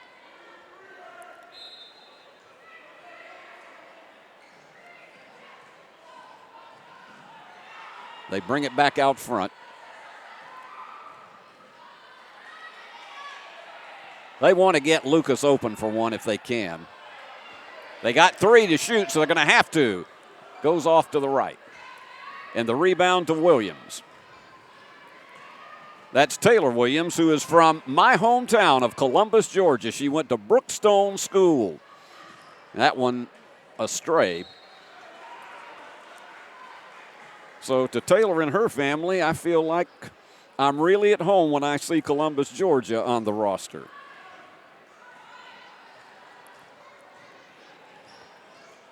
And trying to drive the inside. Look at that. Left-hand layup is there for Stedman. She has 5. And something tells me the Lady Bulldogs will not shoot another basket in this game. As we're down to 34 seconds. The 3 is off the iron. And they get the offensive rebound. And look at the bench. They're over there still encouraging their teammates despite the lopsided score. That is absolutely athletes that you want to have on any team. Is okay, they see we're down by 64, but we want you to get out there and do everything that we do as the starters. And they're just going to let the clock run out. Game, set, and match, and Union will do it. 117-53, their largest output of the season, to go 20-1, 14-1 in the Gulf South, and lurking ahead is a rematch with Valdosta State, the one team that has conquered Union, and they did so by 15 points on this floor. Let's wrap it up by giving you the totals. For West Georgia, it was Anderson, Dunning, and Powell, each with 9 points. Union was able to hold Z Davis, their top scorer, to 2 in the game. She just had a rough afternoon. It's going to happen from time to time. And their top rebounders were Washington and Powell with 5 each. For Union, as we say, this was a clinic this afternoon. 13 of the 14 Lady Bulldogs who played scored. Led by Lauren West with 18 points, 3 rebounds, 2 assists, a steal, a block shot. She was 6 of 10 from the floor, 3 3-pointers. And Lauren is going to be our player of the game today, although this could have gone to any of about 7 Lady Bulldogs for the effort they put forth. 15 points for Courtney Zenson, and for the locals, it was great to see her do what she did today. 5 of 10 from the floor, 5 of 8 in 3-pointers. All of her points came from behind the arc. She had 3 rebounds. And then it was 14 each for Shiley Morrison, who led the team along with Shanique Lucas with 6 rebounds. She also had 3 assists, a steal, a block. 14 for Brooke Hampel, 6 for 9 from the floor. 12 for Emma Callis, 3 rebounds, 3 assists, a steal. Union with 51 rebounds in the game and 51 points off turnovers. Just amazing totals. And then Macy Lee with 11, and she had 4 rebounds, 3 assists, 3 steals. It was an afternoon of an exclamation point for the Lady Bulldogs before the home fans as they win it 117-53. So, in about 25 minutes, we'll be back here with the men's half of this doubleheader on the Flow Sports app, as Union will be taking on the extraordinarily tough 16-2 West Georgia Wolves, and we hope you'll be here for it. So, until then, this is Steve Beverly saying so long from the great hub city of West Tennessee and from Fred DeLay Gymnasium, where the final score was Union 117, West Georgia 53. This has been a presentation of Flow Sports, the Gulf South Conference, and its member institutions. Good afternoon, everybody.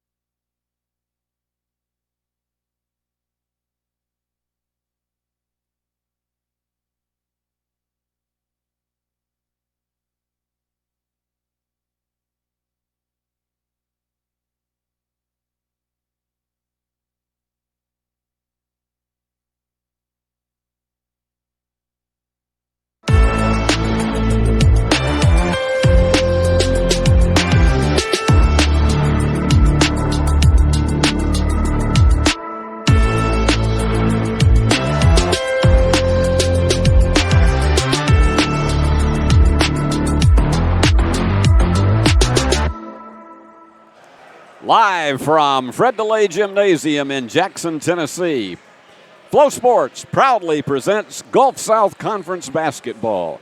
Today, the Union Bulldogs hosting the West Georgia Wolves.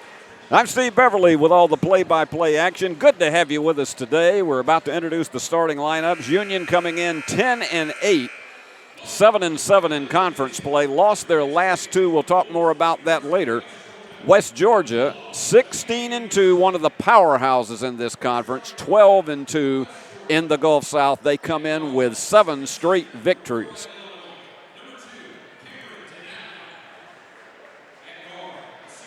Cameron Denatlan, he's a 6'3" senior on this Wolf team. And then Zodie Jackson, 6-foot junior from Stone Mountain. Amari Davis, a 6'8" senior from Swanee. Colton Griffin, he's a junior. He goes 6'6". This is a tall team. And Cole Fisher, the 6'1" redshirt junior from Cincinnati. And now here come the Bulldogs.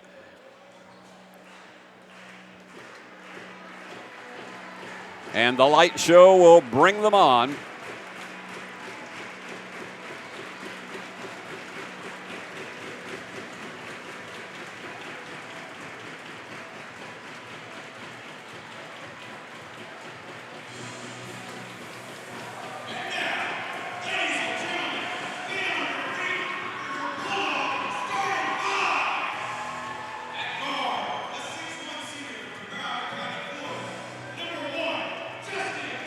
J.T. DeBuck, averaging 10 a game.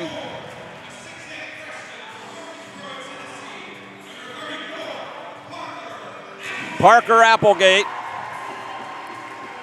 he's averaging 7 rebounds a game.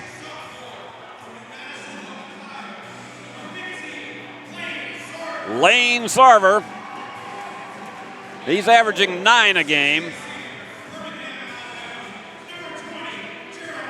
Jeremiah Littlepage, the senior, 13.7 rebounds a game from Birmingham.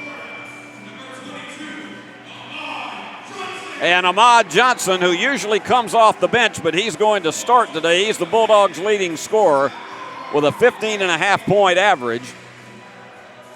Suited up again today is the Bulldogs' top freshman, and that is the amazing and because he's won the Freshman of the Week in the Gulf South Conference twice.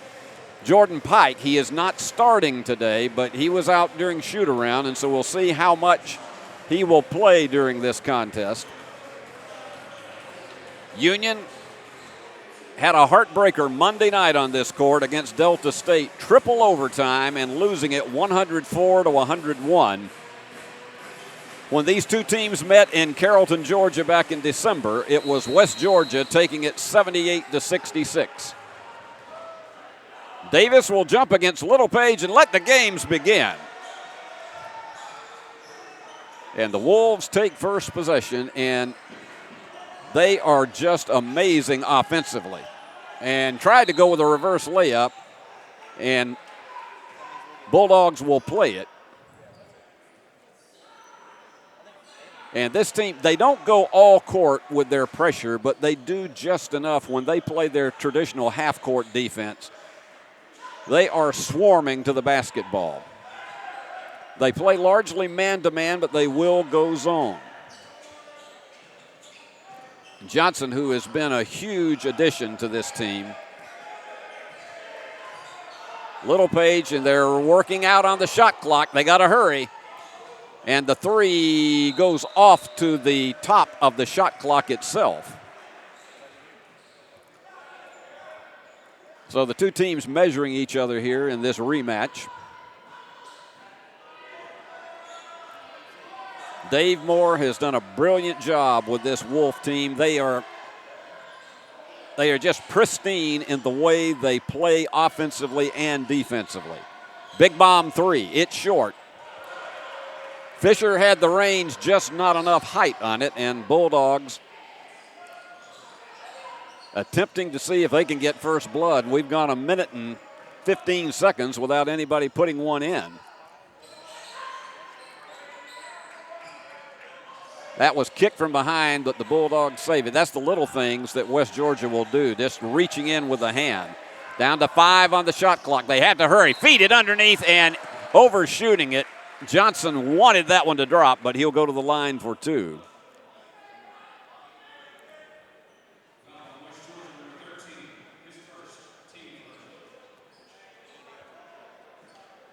The foul is on Fisher, so Johnson goes to the line for 2 and connects. Johnson, a 75% free throw shooter on the season. Transfer from Kennesaw State, which has gone Division I now, and gets them both, and Union on the board first. Dave Niven has continued to preach to his Bulldog team, we have to learn how to finish games, and they went on a 7 out of 8 streak and reaching in high for that rebound, and it's tipped off the hands of Littlepage. No, they're going to give it back to the Bulldogs. They said it was last off the hands of Donatlin.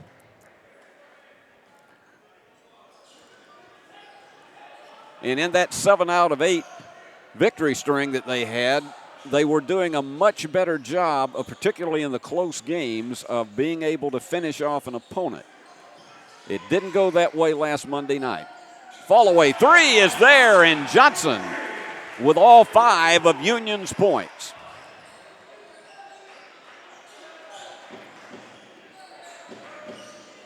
Again, keeping it around the perimeter, but you're going to see a big battle with Davis underneath with Littlepage. The rebound coming off to Applegate.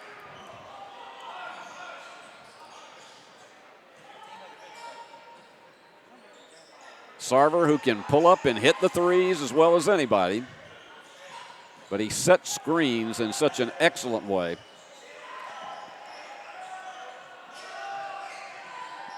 Once again, they're low on the shot clock, and it is there for Lane Sarver. He's one of these guys that can lull you to sleep and just burn you, and the Bulldogs are up 8-0. That doesn't really make this team blink at all, West Georgia, because they've been down before, and they're very calm. Dave Moore gives them a lot of leeway, and feeding on the inside, Davis got between 2 defenders and finally gets West Georgia on the board.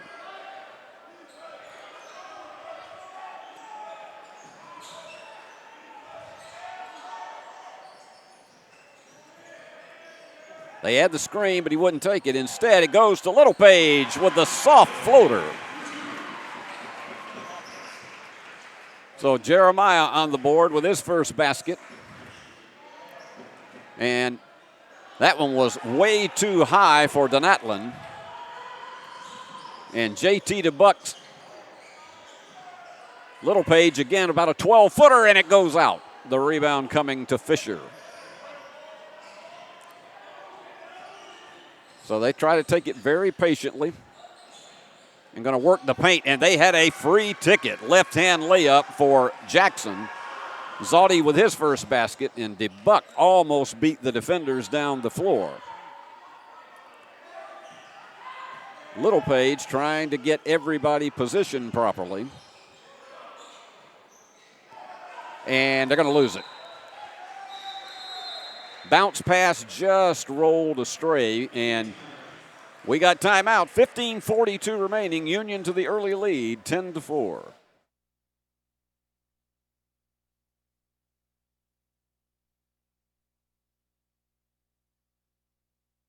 Are you looking for a Christian college or are starting the college search process? I want to take a second to tell you about my school, Union University in Jackson, Tennessee. Union is a private 4-year university known for its rigorous academics, Christ-centered community, and the success of its graduates. My favorite part about Union is the faculty. The professors here are so intentional about helping students grow not only academically, but also spiritually. You should check out Union for yourself. Come for a visit.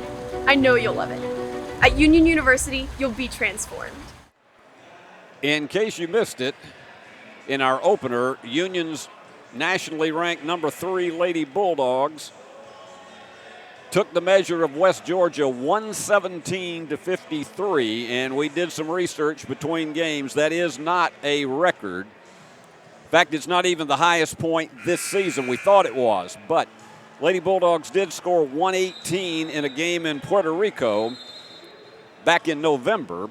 The all-time Union record was against Blue Mountain College of Ripley, Mississippi, in which in 2009 they put up 146 points. It's mind-boggling to think about that, but 117 in a Division II and especially a Gulf South Conference game was a clinic to watch them this afternoon. 6 players in double figures and just thoroughly dominating. Right now, the Bulldogs up 10-4, but we're very, very early.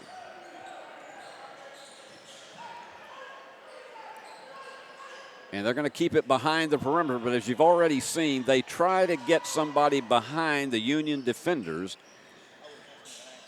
and trying to take it between 2 of them, getting the offensive board and getting the follow.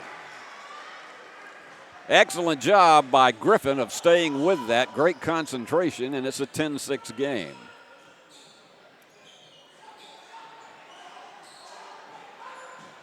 This is Sarver. Littlepage plays out front a lot more than the average post player will. They're getting low on the clock, down to 3. He's got to let it go, and it's short. And the foul, Johnson from behind was fouled, and it's going to be a question as to whether it's Fisher or somebody else. They're going to say that's on Davis. That's his first. And checking in for Union will be Devaki Gar, who has had a Freshman of the Week award. And back in the lineup after being out for a week is Jordan Pike. He's been the outstanding freshman, usually in the starting lineup. We'll see how well he's doing after that injury that let him out. And that one almost went through Littlepage's legs and got the left-hand hook that went astray.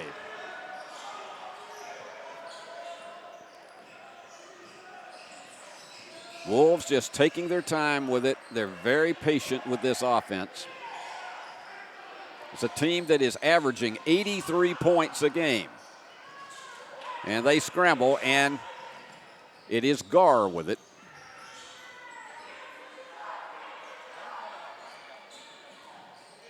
Dave Niven spreads them out. Littlepage got in foul trouble against Delta State, and that hamstrung him in the second half. But look at the long arm extension for Devaki Gar.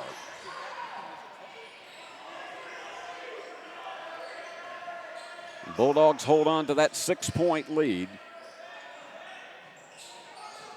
But you can see how they spread their offensive players out. That 3 is right there. Donatlin, he is one of the best in the business at that.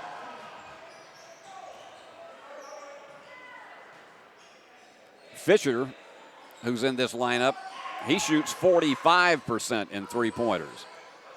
Pike, fall away, a little short. And the rebound to Donatlin. And nice job, beautifully timed to knock that one away by Applegate.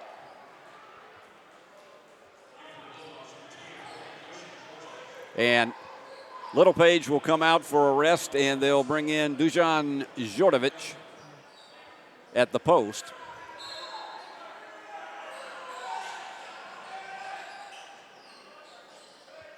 And they choose to go almost all the way back to midcourt.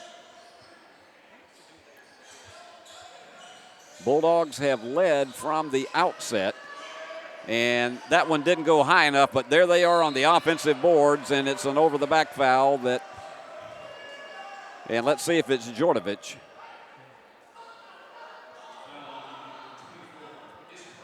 And that is on Jordovic, his first.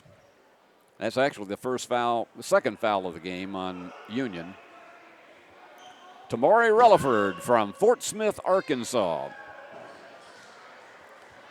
And he connects. Relaford is not among their top percentage free throw shooters, but he is a 64% shooter in field goals. Applegate will check out for a few moments.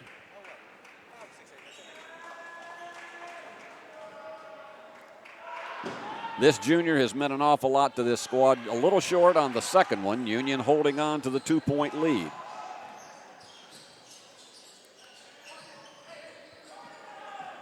Got a good student turnout for this game this afternoon, and that's good to see on what outside is a miserable Saturday in Jackson, Tennessee. Cold, misty, and the hook does not go for Jordovic, and Relaford with the rebound.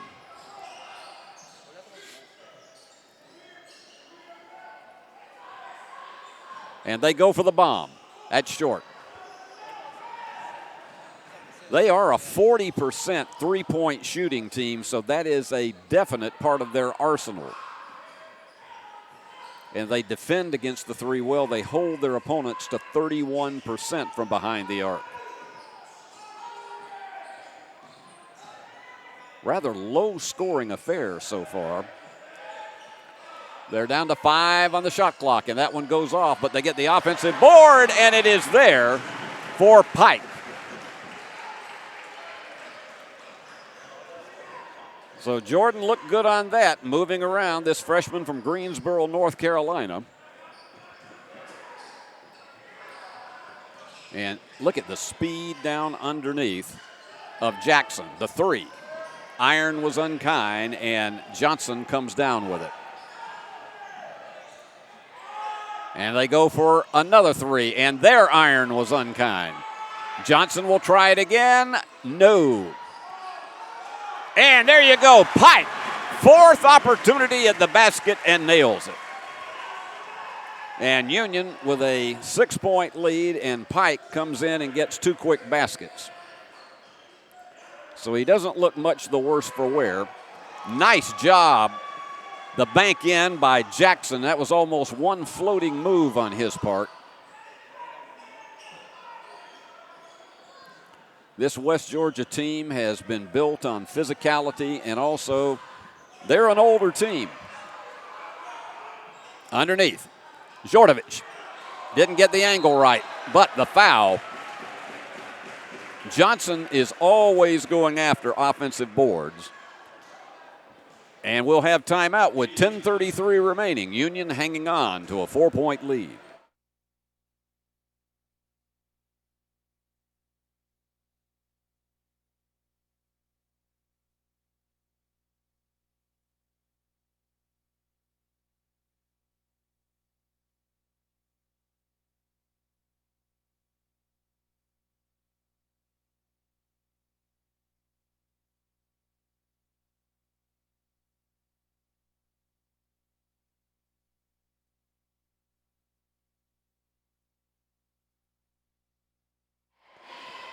Dave Moore's Wolves have lost only 2 to Alabama Huntsville and to West Alabama. Union had a game against West Alabama that they led until the final possession and let it get away from them and defeated Alabama Huntsville on this floor. And for Dave Niven, this is a critical point in the season as we approach the start of February next week. Some of the Happy Union cheerleaders that patrol the area during the game. But that's a key thing for Dave Niven is having this team's emotional attitude in the right direction, believing in themselves. And it is arguably his youngest team that he has had here at Union because there are 5 freshmen on this team. And he has 2 sophomores. Ahmad Johnson, when he came in at mid-year, it added some experience as a junior, and he immediately has come in and become the leading scorer in average for the season. And he nails it. He's dependable from the line. 75% free throw shooter. Got a lot of speed. and handles the ball very well, particularly in traffic. And he gets Union back to a 6-point margin. And he will take a break. Johnson with 6, actually 7 in today's game. And he is the game leader. Another great ball handler is Jackson. And the foul is called. And that one will be on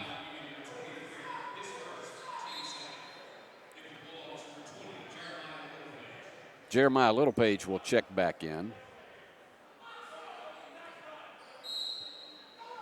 That foul was called on Yvonne Prug, who is in the game. Little volleyball tip. Excellent execution, and Smith nails it home. Marlon Smith, the junior from Miami, Florida. And here goes a steal. And down the stretch he goes with the left-hand layup and the foul. Donatlin. Those are the little things that this West Georgia team does so well. Force the turnover, go down for the transition basket. And the quick-handed Donatlin has a chance to close this to a 1-point game.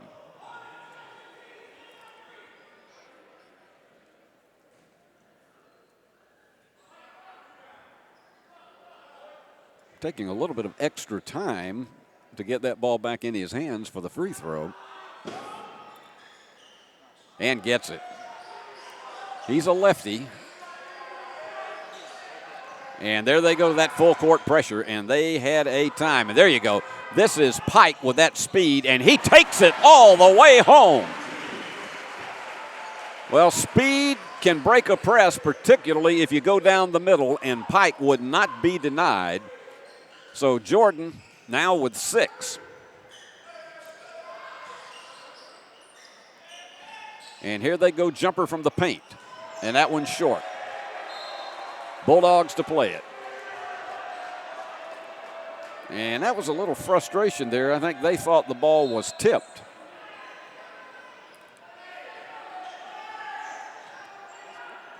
This one is important for Union to get back over 500 in the conference race. And for West Georgia, the key is staying on top.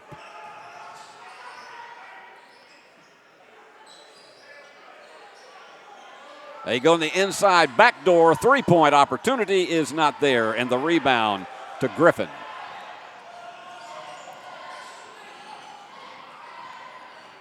And he's working one-on-one against Garr, and Jackson nails it home. Give him 6. Jackson's a 54% shooter from the floor. He's also a 52% three-point shooter. That's almost unheard of at any level of basketball. They love to get him open. Turn, spin move, it doesn't go for Pike. Chance for the first lead of the game. Perfect execution as they nail it home. Relaford with 3. That was just a fundamental play.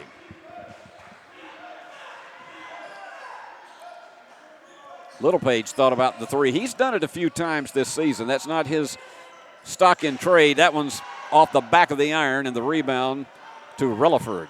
He's picked up 3 of them. Ahmad Johnson, the leader on the boards in the game, with 5. They're working against Littlepage, and the hook doesn't go. But Smith there and traveling. Nope. They're going to play it on the side. The official waited forever to make the call.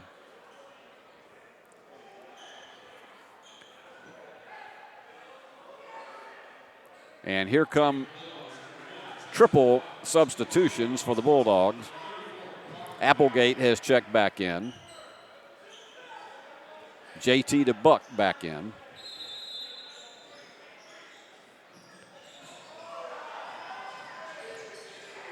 And the block by Littlepage and gaining control. Literally snatched it. Long bomb, short. Sarver had a good look at it, but it just needed about one more spin. And taking it all the way home, not high enough off the glass. The block, but the foul. Applegate will be charged, and they'll go to the line for 2. And you can hear the chorus of editorial comments from the crowd with 7 minutes, 36 seconds remaining. West Georgia now on top by 1. The award-winning BallGame Blitz Sports Network from Worthy Road Studios. Over 750,000 views in 2023. We're where you need to advertise. Subscribe to our YouTube channel and join over 4,500 subscribers watching local sports. The Jackson Rockabillys, Union University, Bethel, USJ, TCA, Jackson Christian, Sacred Heart, and Peabody. Multi-camera broadcasts, slow-motion instant replay, on-screen scoreboard and graphics, and professional announcers. Thanks to our sponsors who make it all possible. The BallGame Blitz Sports Network from Worthy Road Studios. The premier sports broadcast network in West Tennessee. Dave Niven, again, the key for him with this Bulldog team is to keep this one close and within range, either a lead or being within 2 possessions when you go to the locker room against a powerhouse like West Georgia, because you don't want to see in the final 7.5 minutes this thing slide away to where you're going to be having to dig a huge hole out in the second half. This team has been extremely competitive even in the games they have lost this season.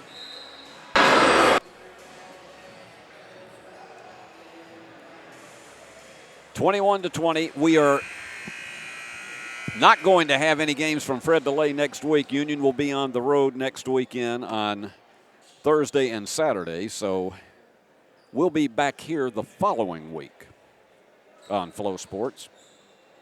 And at the line for 2, Michael Griffin from Jacksonville, Florida. He went to University Christian School.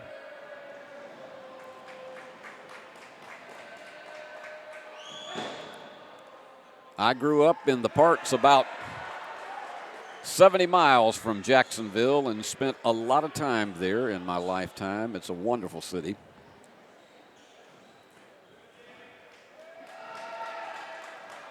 And trying to give them a 2-point lead, and does.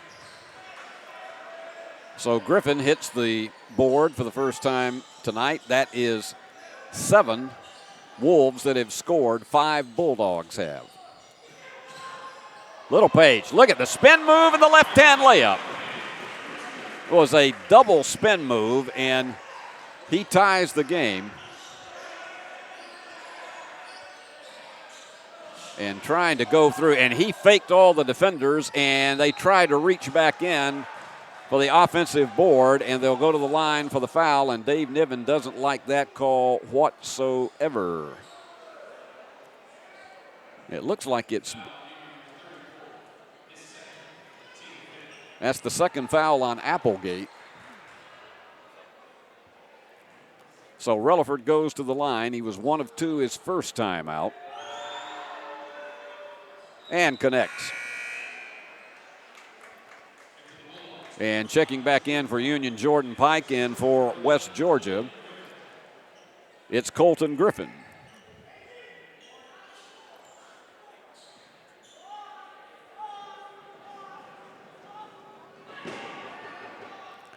And the line drive goes through, and it's a 2-point lead again for the Wolves. And they also bring back in Amari Davis. He went to Peachtree Ridge High School. All of those places are very familiar to me, being a native Georgian. Knocked away. Perfect steal on the part of Smith. And he goes for the bomb and connects. It's a 2. His foot was on top of the arc.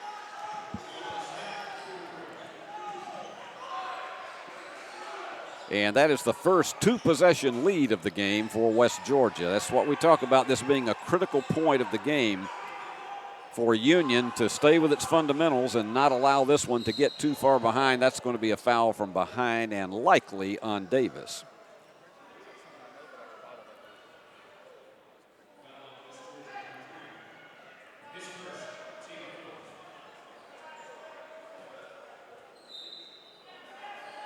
Sarver to toss it in. Fall away after the spin move, just a little bit short for Pike. Davis the rebound.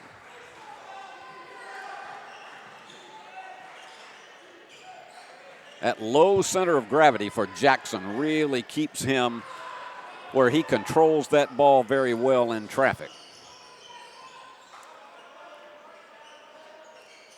There goes Pike.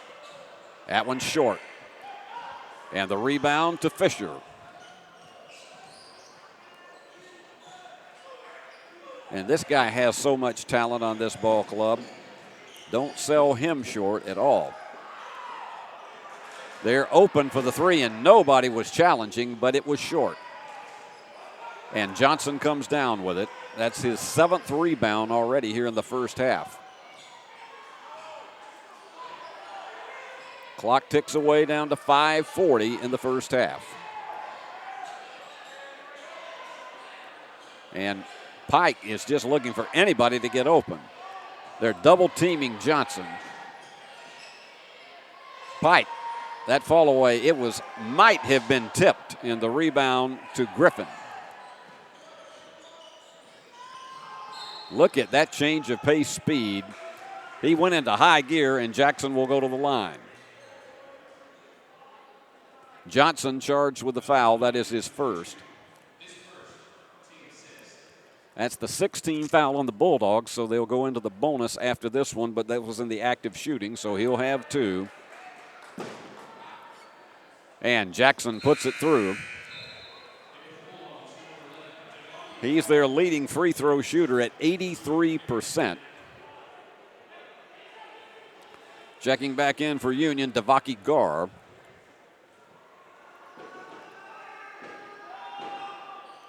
And Zaudy with both of them, and you expect him to deliver. So the Bulldogs have been somewhat quiet in the last 3 minutes of this game. From the last media timeout. And fall away 3 is there. There's somewhat of a wake-up call as Johnson connects. Give him 10.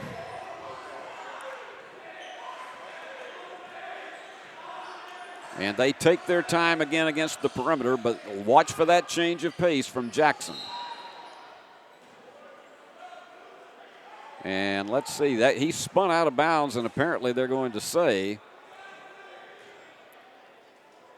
that it was Lane Sarver committing the foul. That was a bang-bang play, and so going to the line for 1-and-1 is Donatlin.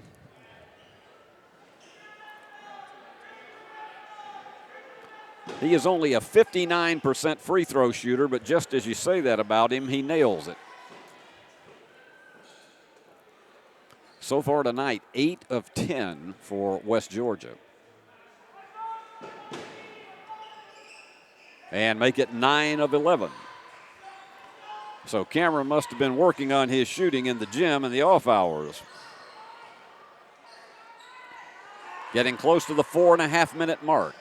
And Union trailing by 5. That goes off of the foot of Davis.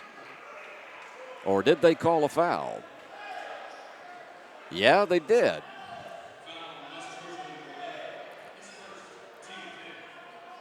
They actually charged it to Griffin.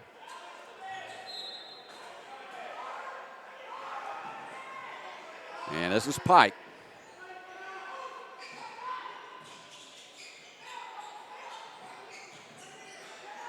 Johnson had to go from outside. It went right on him.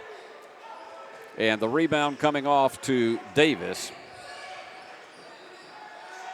Each team with 18 rebounds in the contest. There's a steal. It's a 2-on-2 situation. Pike's going to take it all the way down for the layup. Down the stretch he goes.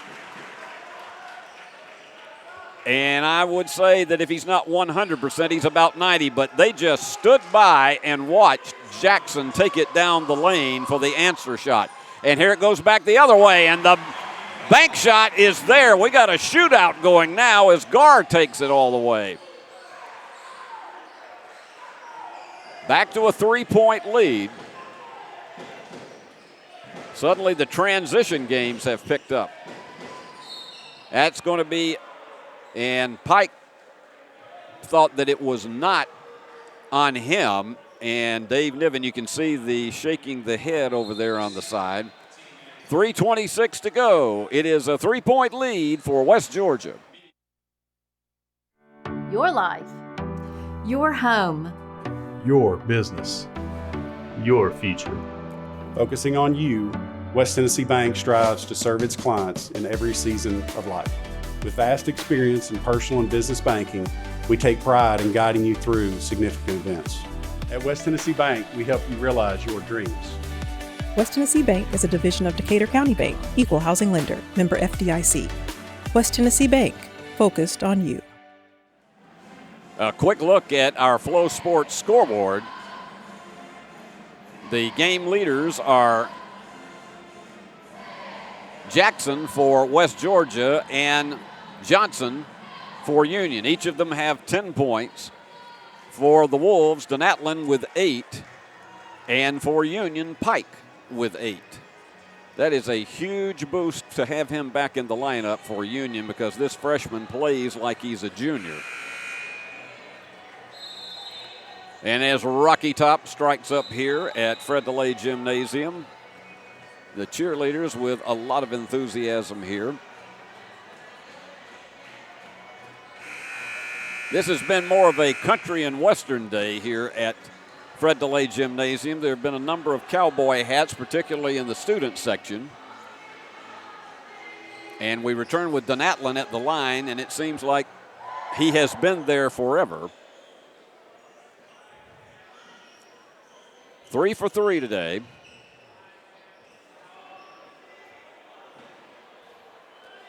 From Aurora, Illinois, and our first appearance in the men's game of Cowboy Curling, who usually has a cowboy hat on. And we call him that because of the fact that he cleans the floor as if he is in a curling match in the Olympics.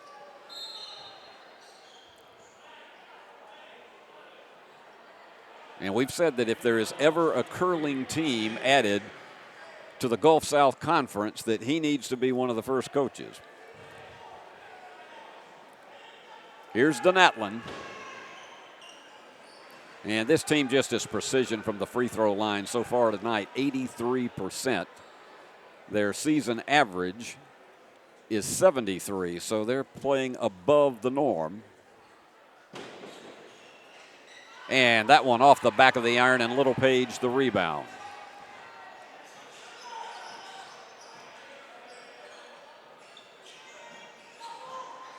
Little Page is going to dish it off again. Let's see if he works one-on-one against Davis. From the corner. Nope, it did not bank in. So a chance once again to extend this to the full 2-possession or even a 3-possession lead. Davis is calling for it underneath. They go for the bomb, and it is there. Jackson with 13, and they have the 3-possession lead. And in this final 2 minutes and a half is where Union does not want to see this game slip away. Johnson with that right-hand hook, and it doesn't go. And going for another bomb, and the iron was unkind. And here they go, and they're going to try to outrun them. But they have to pull back because that defense picked them up very quickly. And Garr takes it all the way home. 6 for Devaki. That was a big basket for the Bulldogs. They want to stay within a 2-possession deficit if they can't close it any more so than this. And we're under 2 minutes. What about that? Fisher just calmly pours home a 3. Largest lead of the game now for the Wolves. Trying the answer shot, and it just would not contain itself.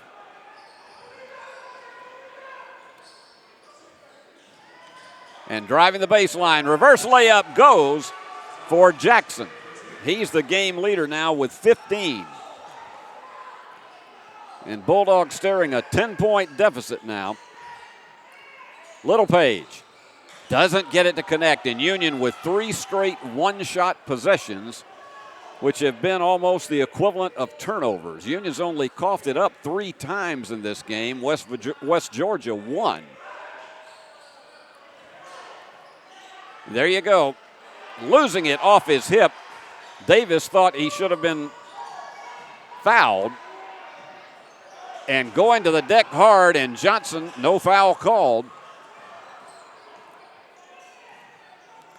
And taking it all the way home, left-handed, Donatlin is in double figures with 11.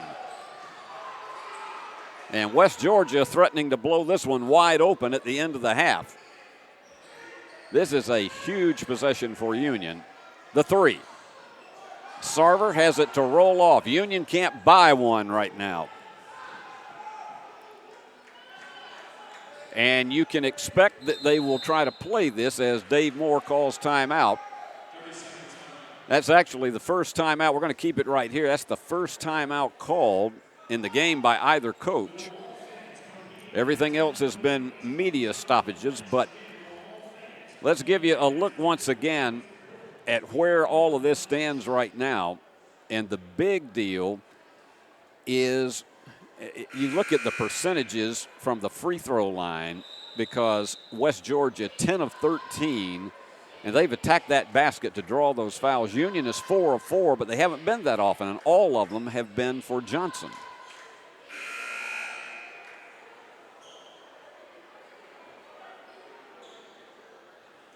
So let's see what kind of play Dave Moore draws up for this final 21 seconds. The shot clock is off.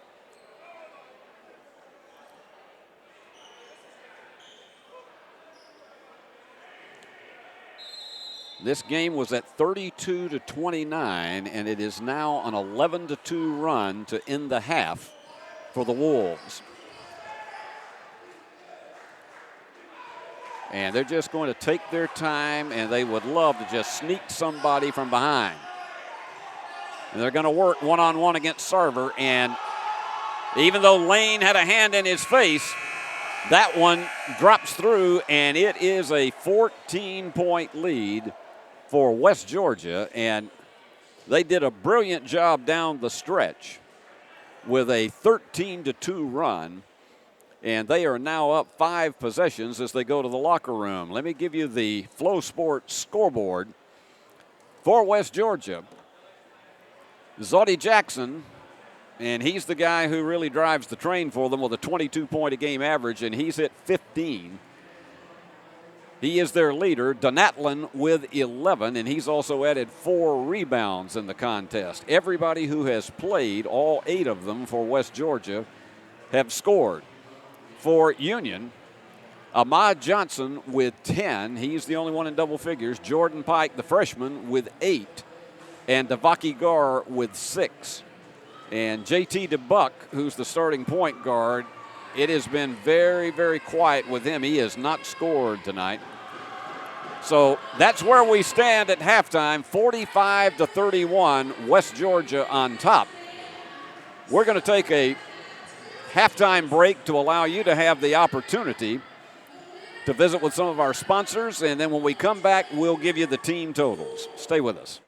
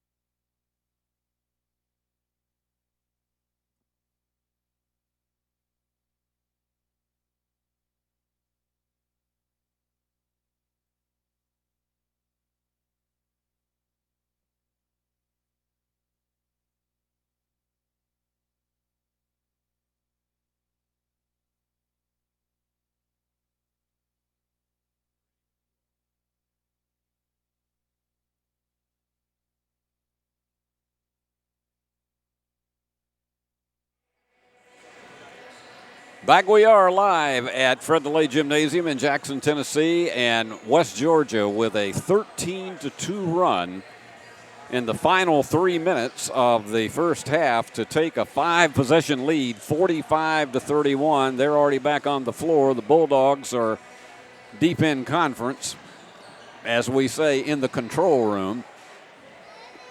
Let's take a look at your halftime statistics, and we'll show you where it all stacks up. Field goal shooting, Union 12 of 36. That's a big problem. A lot of it is because of the defense that has been so strong from West Georgia. For the Wolves, they are shooting 16 of 34 for 47%. Three-pointers have not been a huge factor in this game. West Georgia 3 of 11 for 27%. And I think I got that backwards there. It is Union that is 3 of 14. That's on me. That is not on my graphics operator here. It's flip-flop. West Georgia is 3 of 11 for 27%. Union 3 of 14 for 21. But that's not been the big factor in this game. Free throws, Union has hit all 4, but West Georgia has attacked that board so heavily, and they are 10 of 13 for 77%. So they've been there much more often. Rebounds, the Wolves, again, those offensive boards have been critical. Second chance opportunities, they have 24 rebounds to Union's 20. Turnovers, but each team has done a good job of protecting the basketball. Union's only given it up 3 times, and West Georgia 2. Now the Wolves have converted Union's mistakes into 7 points. But the key that I think you have to look at where it comes to that is that Union has had in the game 9 one-shot possessions in which they could only get off, whether it's a 2 or a 3, they could only get off 1 shot. And West Georgia 6 times went down and converted baskets off of those or free throws. That's a huge factor right now in this 14-point deficit that Union faces. So those are your Flow Sports halftime statistics. And we, again, are so happy to have you with us this afternoon. I want to say a special hello, as we try to every game, to all of our moms, dads, grandmas, grandpas, and all of the aunts, uncles, cousins, brothers, sisters, and close friends of the athletes of both of these schools. Gulf South Conference basketball is just such a quality brand of basketball. And as is said about Division II, it's an area in which most of these athletes are going to go on into a career after graduation outside of sports. And so school education means everything to them right now. And I think both West Georgia and Union have a lot to be proud of because of the way they have graduated athletes and that they have held on to them. You see very, very few athletes transferring away from these two institutions. And we're about 24 seconds away from the start of the second half, reminding you again that we won't have a game from Fred DeLay next week on Flow Sports.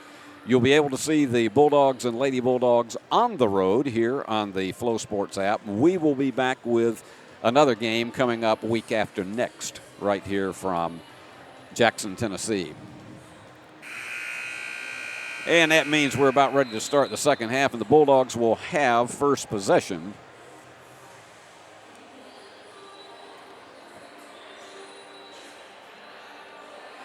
Ahmad Johnson, the leading rebounder in the game with 7 so far, but he's going to have more help from the typical scorers for the Bulldogs. They have 4 players who average in double figures, and Lane Sarver right behind with 9, so they're going to have some help all the way across the board. And here go the Bulldogs to start the second half. And as you talk to many coaches who are down by 10 or more, they will tell you the first 6 minutes of that second half in a 20-minute half period that you have to really be trying to make your move at that point. That's tipped away, and it is going to be Union ball. 14 seconds remaining on the shot clock. We'll try to remind you of that as the contest goes along about how much time they have, and it's thrown right into the hands of Donatlin.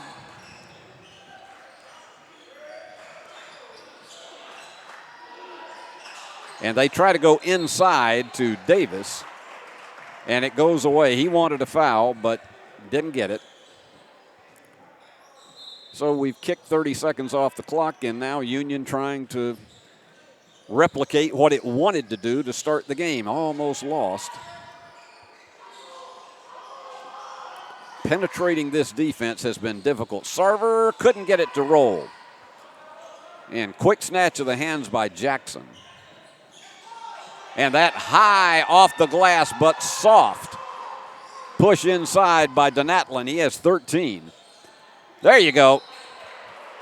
Applegate will go to the line for 2.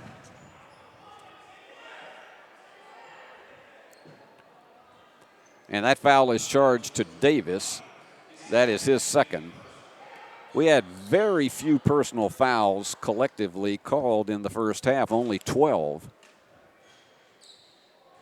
And this place gets almost like a mortuary when a Union player goes to the free throw line. Didn't have a lot of folks that made the trip up from Carrollton, Georgia. It is a long haul, believe me. When we head home down to Columbus, it is about a 7-hour jaunt from here, and so it's hard for people to make that long distance trip.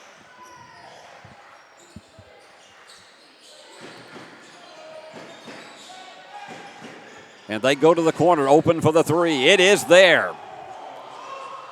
He had about 3 seconds to position himself, and Jackson has 18. They're going to be wide open. Instead, kicks it outside.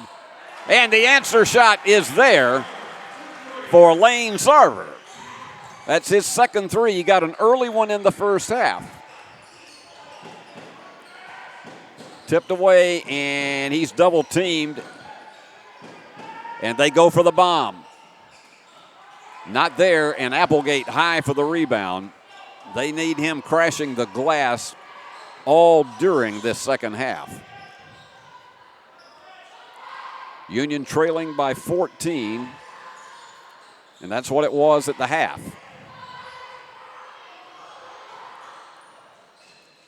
The kick outside for the 3. Yes! Devaki Gar with 9. That's his first 3 of the afternoon. So Union slices a bit off of that lead. The largest lead was 17 at 50-33, and Union's on a 6-0 run. And they work against Sarver. Nicely timed on that block by Lane. And look at the speed. And just hung up on the lip. Union had 3 opportunities at it, and they would not drop. And again, look at that low center of gravity. The fans thought that he was hanging on, and he was actually hanging on to Ahmad Johnson.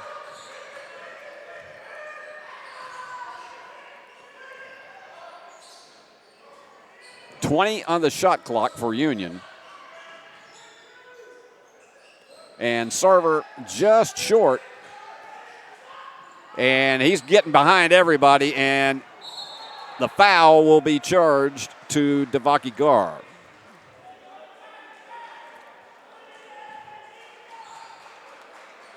So that will send Donatlin to the free throw line. And as we mentioned in the first half, a 59% free throw shooter coming in, and he's perfect so far for the night. Yeah, you can tell he's been working on it in the gym. He doesn't want to see his numbers trailing everybody else, particularly the ones who are in that starting lineup. Nails them both. 6 free throws at the line for him tonight. That may be the most he's had all season long. And back to the 15-point lead.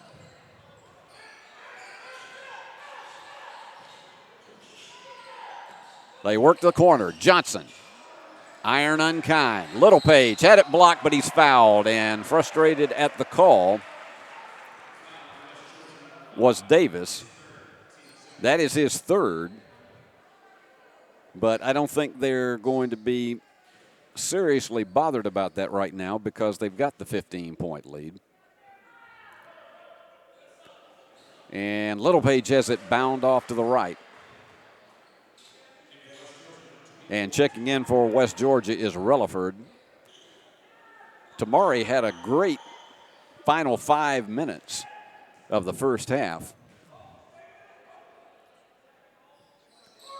And Jeremiah cuts it back to 14. But we've played more than 3.5 minutes, and Union has not been able to slice that lead down really at all. Jordan Pike went down to check in. Look at that reverse layup by Relaford.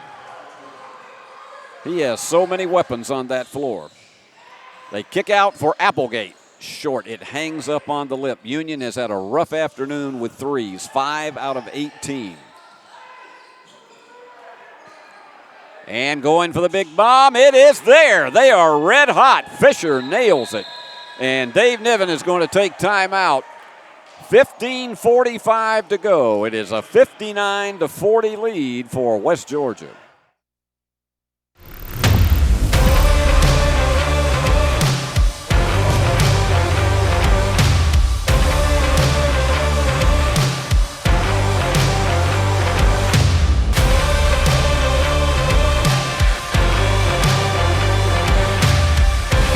Dynamics Physical Therapy, your elite provider in sports medicine and performance. Now serving communities throughout West Tennessee. Dave Niven is intense with his team right now. He was having, shall we say, a bit of a sermon for Parker Applegate as they were coming off the floor, as this West Georgia team is threatening to blow this one wide open if they haven't already, 59-40. And it's a 14-9 run for the Wolves in this second half. They're shooting 51% from the floor and Union only 32. And it's just hard. Union's put up more shots than West Georgia, but if you're only connecting less than a third of the time, it's hard to beat anybody. And this West Georgia team came in with a one-game lead over Alabama Huntsville coming into this one tonight, and they're wanting to protect that lead. So far, they're doing a solid job.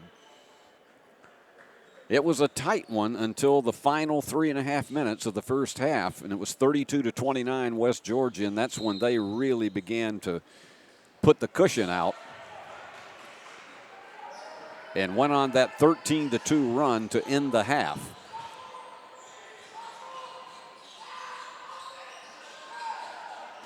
They go into Littlepage. He's going to work one-on-one. He has had a hard time going inside for his baskets today, and the hook is just not falling for him.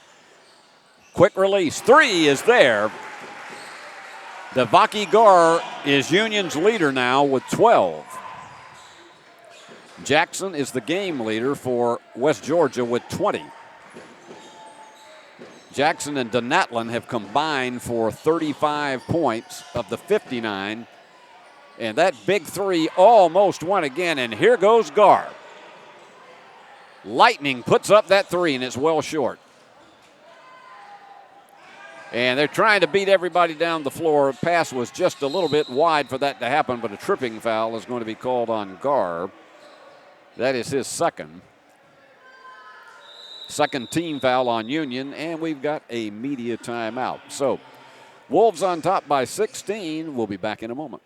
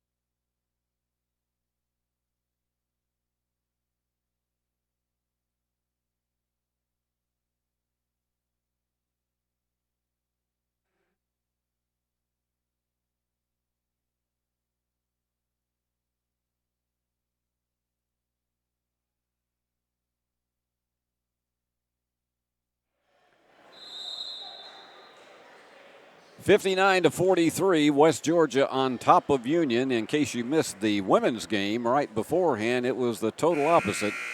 The Lady Bulldogs 117-53 as they go 20-1 on the season. They're the number 1 team in Division II South region and the number 3 team in America.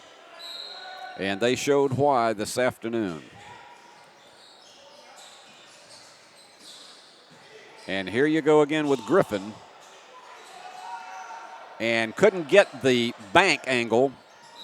And good job of Littlepage to kick that off of his defender's foot. So Union will play it, and you look on that as the equivalent of a turnover, but you got to capitalize off of it. Dave Niven is yelling some instructions to his offense.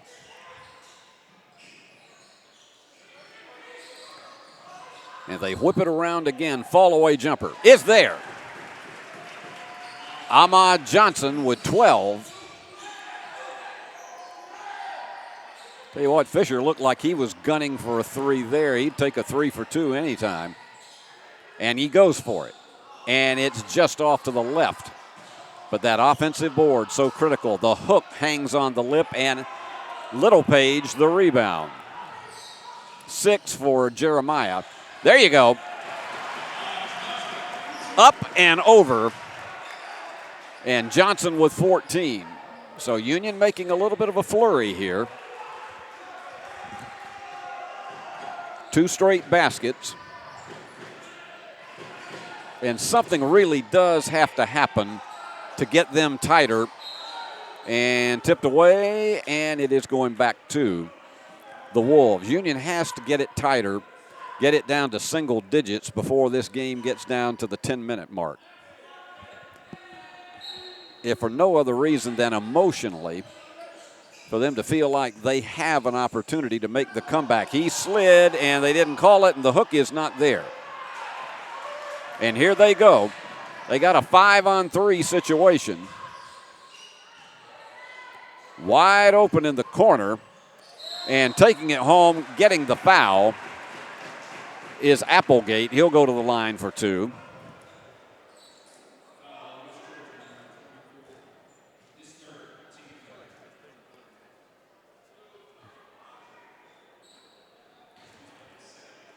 That's the 3rd foul on Davis. Applegate hits. He is an under 65% free throw shooter, but you got to have him right now. The freshman from Murfreesboro, and nailed them both. So Union has sliced what was a 19-point lead down to 10. So it's a 9-0 run for the Bulldogs. It was 59-40 on one of our most recent timeouts. And frustrating call on the part of Ahmad Johnson. He did not like that at all. Dave Niven didn't like it. But it doesn't matter if they like it or not. It's going to send Zodie Jackson to the free throw line. And an 83% free throw shooter is fairly likely to deliver these two.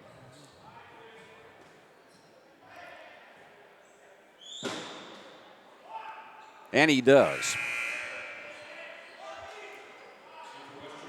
He's like a credit card that you say, what's in your wallet, and you know it's good as cash.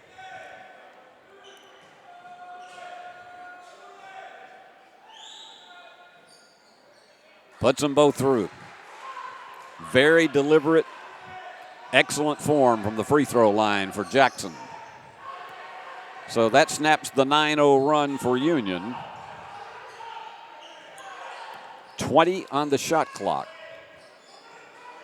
Guard directing the traffic.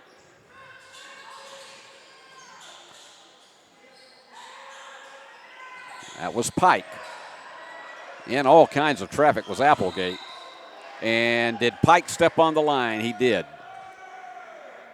So for Union, that is turnover number 5. Only 3 turnovers for West Georgia. So mistakes like that have been very few in this contest. As we approach the 12-minute mark, lots of time still in it. But this West Georgia team is so seasoned, and they play with a lead like this, it is hard to make the comeback, and it's going to Union.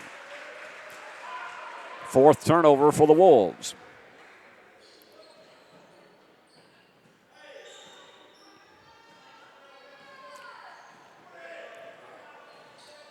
So Gar, who has been running the offense a great deal in this second half, and he has 12 points in the game. He's been delivering. Littlepage, who's been hemmed up so much of the night, but gets the hook. 7 for Jeremiah. Back to the 10-point margin. And driving and has it. What a reverse layup by Jackson. 24 he has. He has exceeded his season's average. This team just lulls you to sleep, and then all of a sudden you get Jackson with a play like that. Littlepage, flat-footed, and nails it. Jeremiah with 7.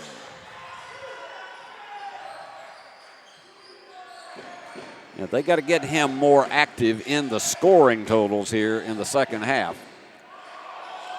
Fans wanted traveling, didn't get it, and the 3 goes off the back of the iron, but those offensive rebounds are really piling up. High for it is Applegate. It's a one-on-one situation, and the layup is there for Jordan Pike. 10 for Pike. We got an 8-point game. Union on a 15-4 run.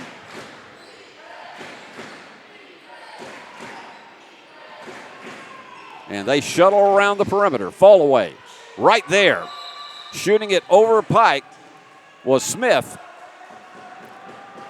So we got a break. 10:32 remaining. Union trailing by 10, but trying to make a rally.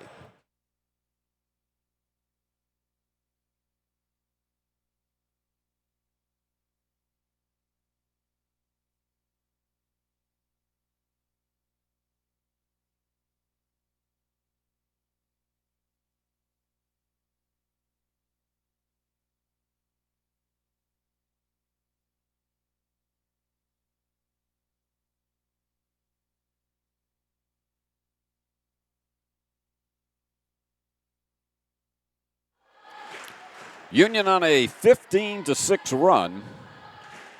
They lead it 65-55 as Dave Niven was encouraging to his team as they came off the floor. For Dave Moore of West Georgia, the big key is just keeping his team settled down.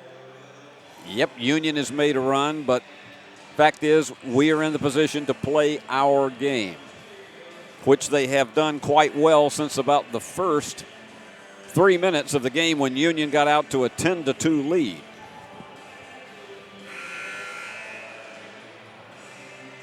So we bring them back.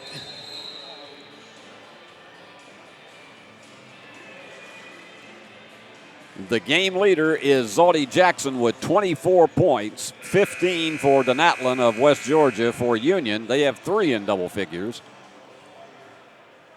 They are led by Ahmad Johnson with 14, 12 for Devaki Gar, and 10 for Jordan Pike. So the freshman who has missed about a week of playing time has been back in there. He's been wearing a knee wrap today, but he seems to be moving quite well.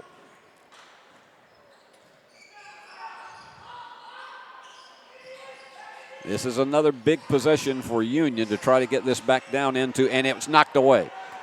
Littlepage looking for somebody, and it was just those quick hands. And on the follow, the definitive stuff by Rutherford. Give him 9. So that was a 4-point turnaround.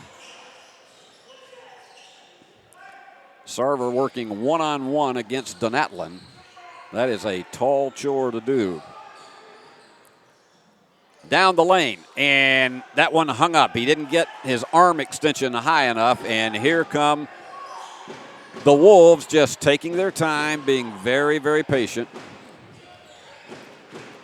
I think Dave Moore has probably walked a half a mile up and down in front of the bench, and the foul.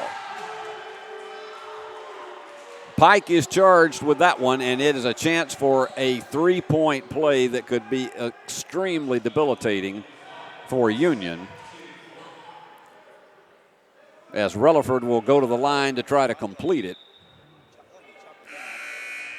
And checking in again is Ahmad Johnson. Pike will come out.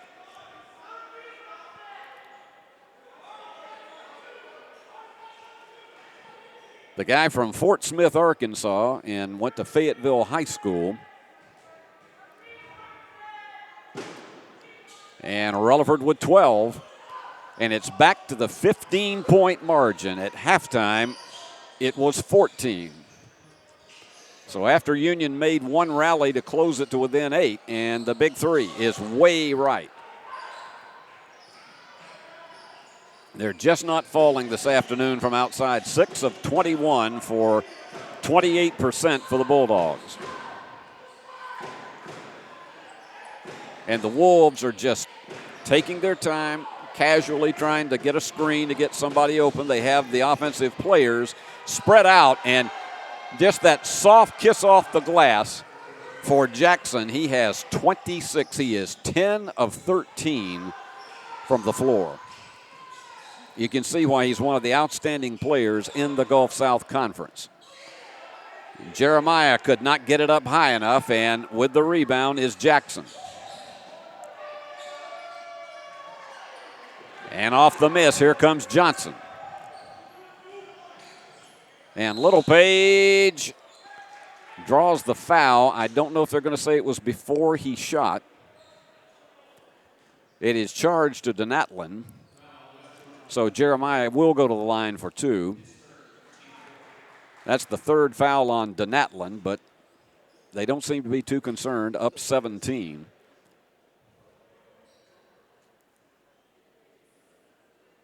And he connects. Jeremiah with 10.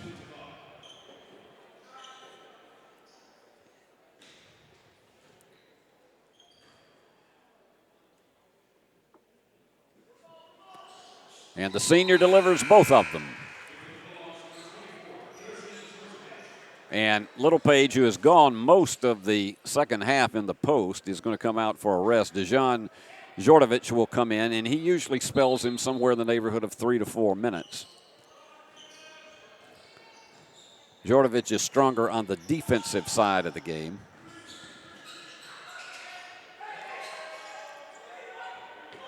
So up 15, they're going to take a lot of time off their possessions unless they see somebody wide open.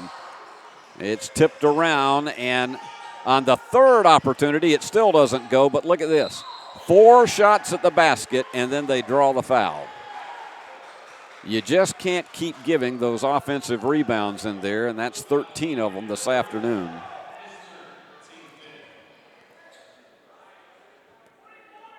So Griffin will go to the line. He has 1 for 2 today. The foul was the third on Applegate.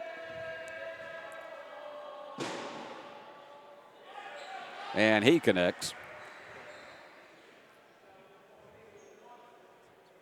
Griffin, a 76% free throw shooter on the season.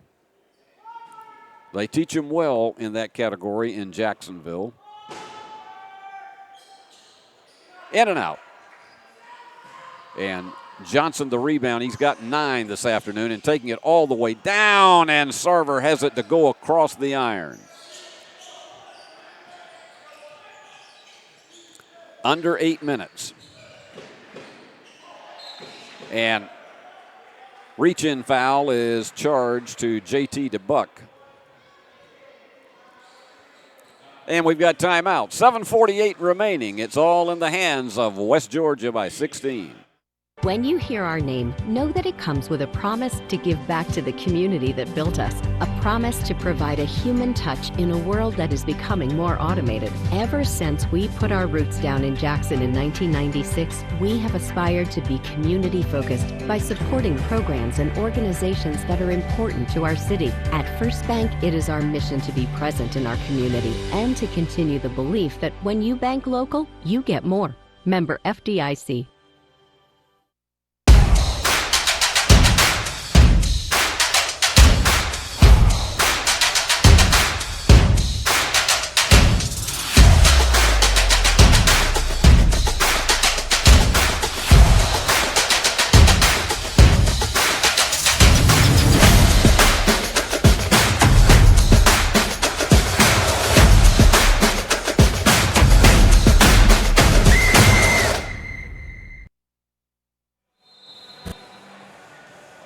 It has been a tough afternoon now. I'm looking up here in the stands, and I see one of my colleagues, Alexander Bitterling, he of the recently added mullet.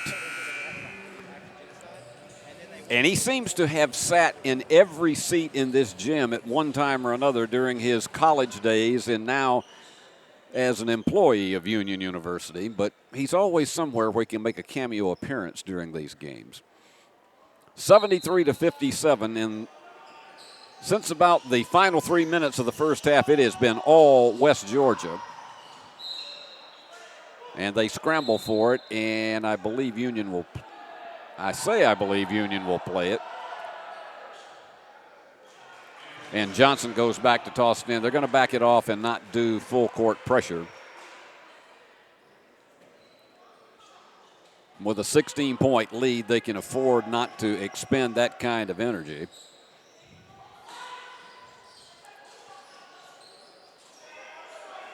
Union made one flurry. And let's see if the foul is called or if they said it went off the foot. Foul is going to be on Smith, and that is his first. Applegate checks out. And coming back in is Jordan Pike.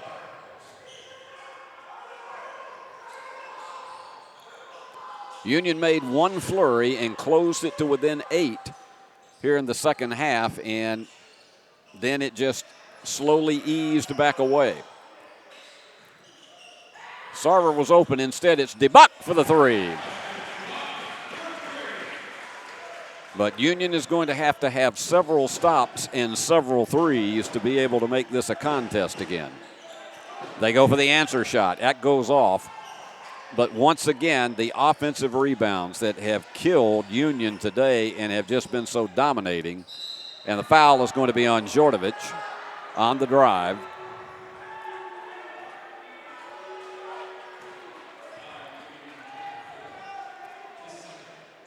So to the line, it is Griffin, 2 for 4 this afternoon. That's where all his points have come from. He's had 5 rebounds.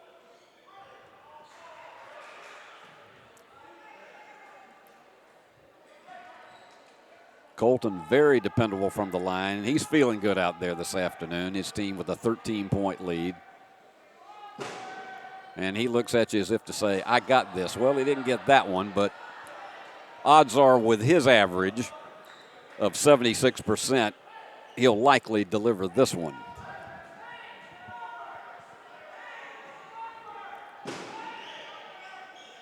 And puts it through. That was Michael Griffin, not Colton. Our apologies on that one. 74-60. We got 2 Griffins on this West Georgia team. And again, behind the perimeter, and he's going to be wide open, and the stuff for Pike. So he's come back in the lineup and delivered 12 this afternoon. Still may be favoring that knee just a bit, but he's played a lot of minutes. Driving the baseline, this guy has so much speed, and look how it just slowly falls in. Jackson can make the impossible not so. On the drive, Pike has been taking a lot of spills today. 28 points for Zodie Jackson.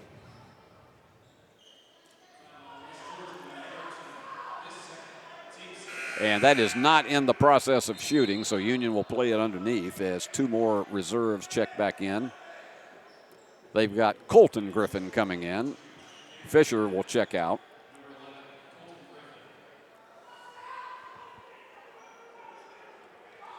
Union has 27 on the shot clock, but only 6 minutes remaining on the game clock to see if they can make another run at this 14-point lead. And the give and go to Djordjevic and spilled on the ground, but he's back up.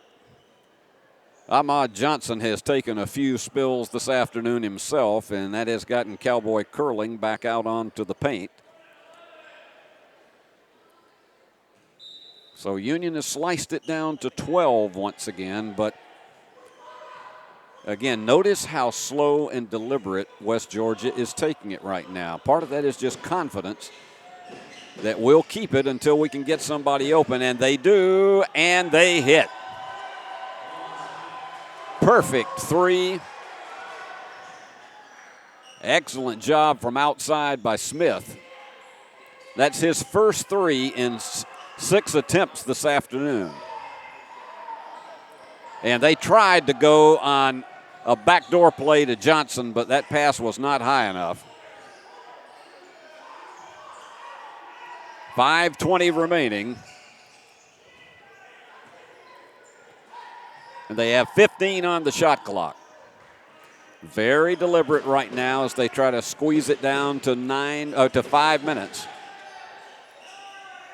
And their turnaround, in and out, but the offensive board once again. Looked like he might have got a finger in the eye, did Davis. Stutter step and the foul. And that one's going to be charged to JT DeBuck.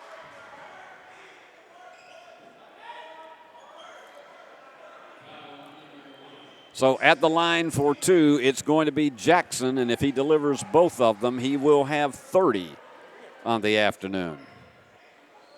He has just been amazing, which he has been all season long with his 22-point average, but he has exceeded that quite well this afternoon.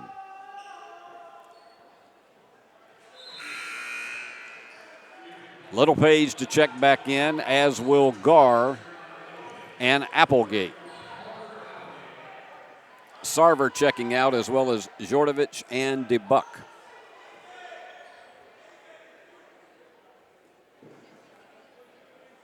And holding on to a nearly 6-possession lead are the Wolves. He has 30. 4 assists to go along with that big total. He looks like he is well on his way to being our player of the game this afternoon, and with every good reason. He's 11 of 15 from the floor. He's had 2 3-pointers. He's perfect from the free throw line at 5 out of 5. That went off the foot of Zaudy.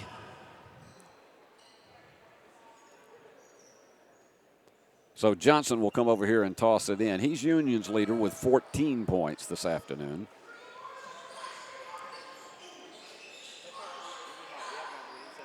Littlepage taking his time. He has not been able to get that back to the basket shot off well today. They have defensed him greatly.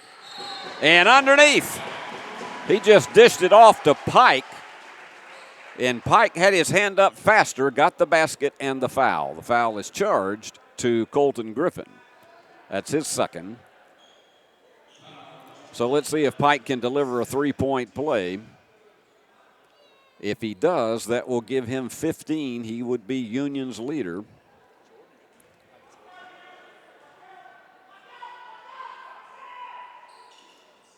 And he was short.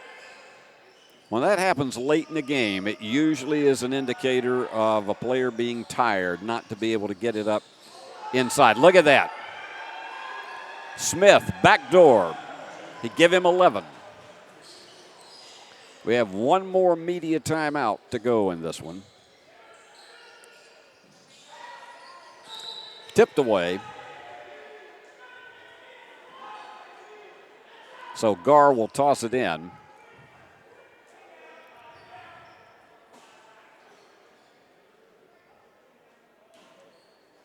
And the thing for a Dave Niven team like this is just not to play like you're out of gas, but continue to be competitive.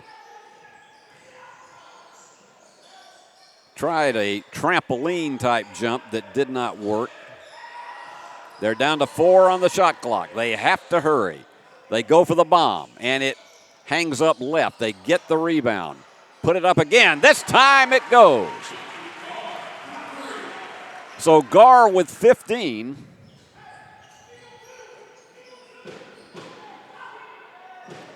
But Union staring 5 possessions in a deficit. And underneath, overshooting it, but the tip-in is there. Another of those offensive rebounds. That's 15 of them this afternoon. And Griffin gets it back out to a 16-point margin. The bump. And Colton Griffin is charged with his 3rd foul. And with 3:17 remaining, we have a timeout. It's West Georgia up by 16.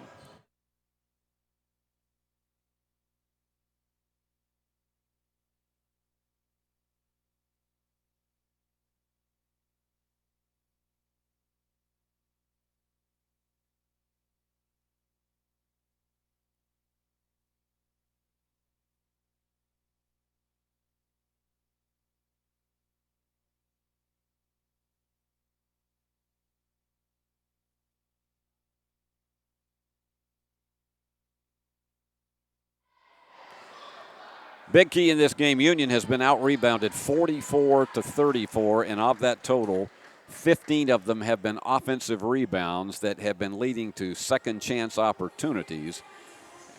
And those second-chance opportunities have produced 14 points for West Georgia. Turnovers not a serious factor in this game. Union's committed 7, West Georgia 4. And off the bench, Union actually has the edge. They've got 31 points from their bench players today, but it has just been a problem with consistency, and a lot of that can be credited to West Georgia's sizzling defense and to Zodie Jackson with his 30 points, 11 of 15 from the floor, 6 for 6 from the free throw line. Add to that 2 rebounds, 4 assists, 1 steal. And he's done about everything that you could possibly ask a player to do at any given time. So we get to the final 3:17, and at the line, it's Devaki Gar, Union's leader, with 15 points. And as a freshman, this young man from Nashville has an extraordinary amount of promise. He's a 94% free throw shooter, and of all things, it misses. And they go down all the way underneath, and the basket is there for Jackson, 32. And three-pointer, nailing it, is Gar. He's continuing to play his heart out, and they're trying to get back down and get a home run pass. It didn't work, but they go from the corner. No. And look at Gar, speed merchant indeed. Overshot. And let's see if that is called on Davis.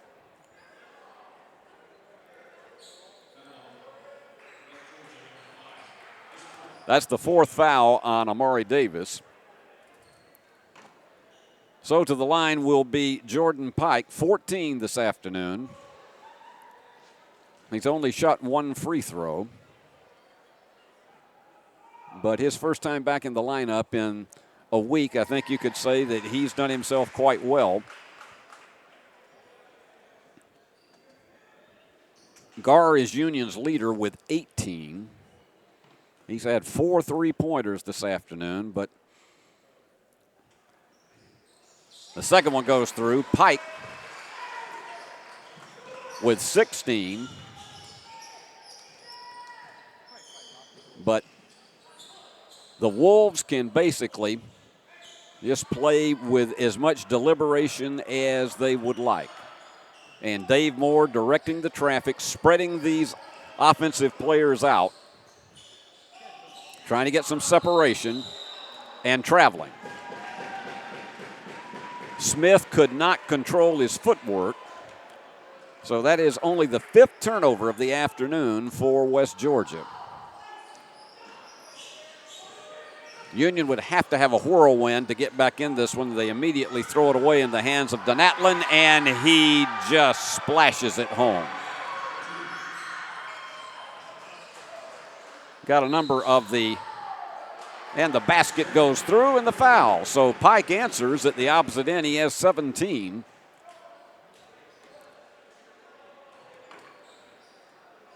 And that's the 5th foul on Davis, so checking in will be Relaford once again. Union has played a respectable second half, but they never could recover from that run of 13-2 late in the half that gave the Wolves a 45-31 halftime lead. They closed at 1 point to within 8 here in the second half. And immediately the foul is charged to Gar.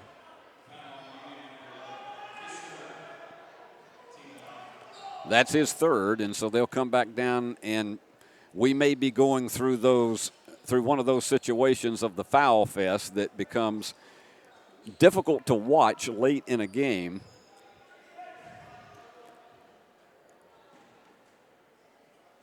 And Dave Niven had certainly hoped his team could have a very close outing in the first half and make this a contest, but it has been one in which it has been constantly coming from behind double digits. And Zodie Jackson with 34 points this afternoon. Fisher checks back in. Everybody who has played has scored for West Georgia. And we're under 2 minutes remaining. West Georgia is going to go to 17-2 on the season, 13-2 in the Gulf South. Knocked away, and Union will play it. The Bulldogs will drop to 10-9 and 7-8 in the Gulf South. They will stay above the cut line for the 8 teams that will make the Gulf South Conference tournament. But that is really a touchy point right now because they're down. They were in 7th place in the conference coming into today. So they're going to need some magic on the road next week to feel at least a little bit of a comfort.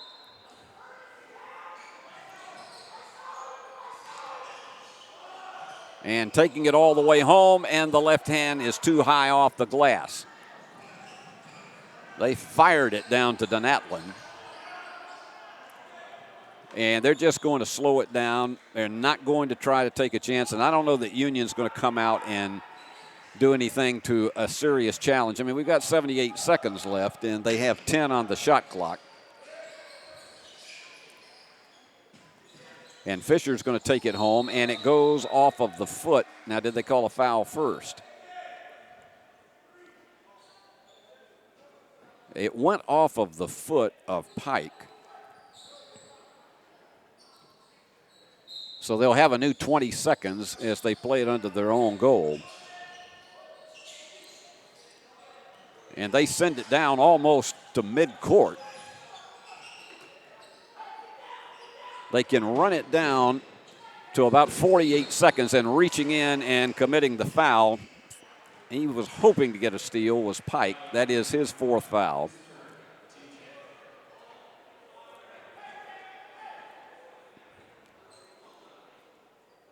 So at the line is Donatland, 6 of 7 today, well above his 59% average for the season. 17 points. And he got it. Donatland averages 17 for the season, so he just exceeded his season total. Got them both. A 93-77 lead for the Wolves. And they're bringing some folks in off the bench to give them some playing time in the final minute. Braxton Beatty, who is a 6'3" redshirt sophomore, is out there.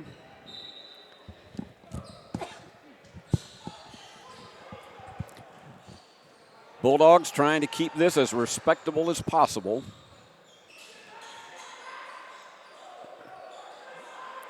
Pike trying to go on the drive. Didn't get the bank high enough, and the rebound comes off to Relaford. They're going to have to put the ball up at least one more time. 20 on the shot clock.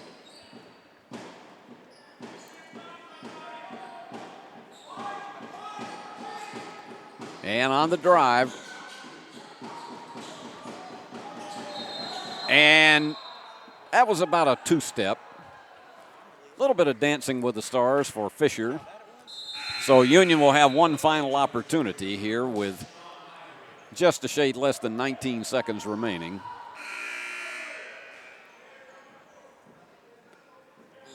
And we'll wrap up with our post-game totals for you as soon as this one is history, and it's just about to be.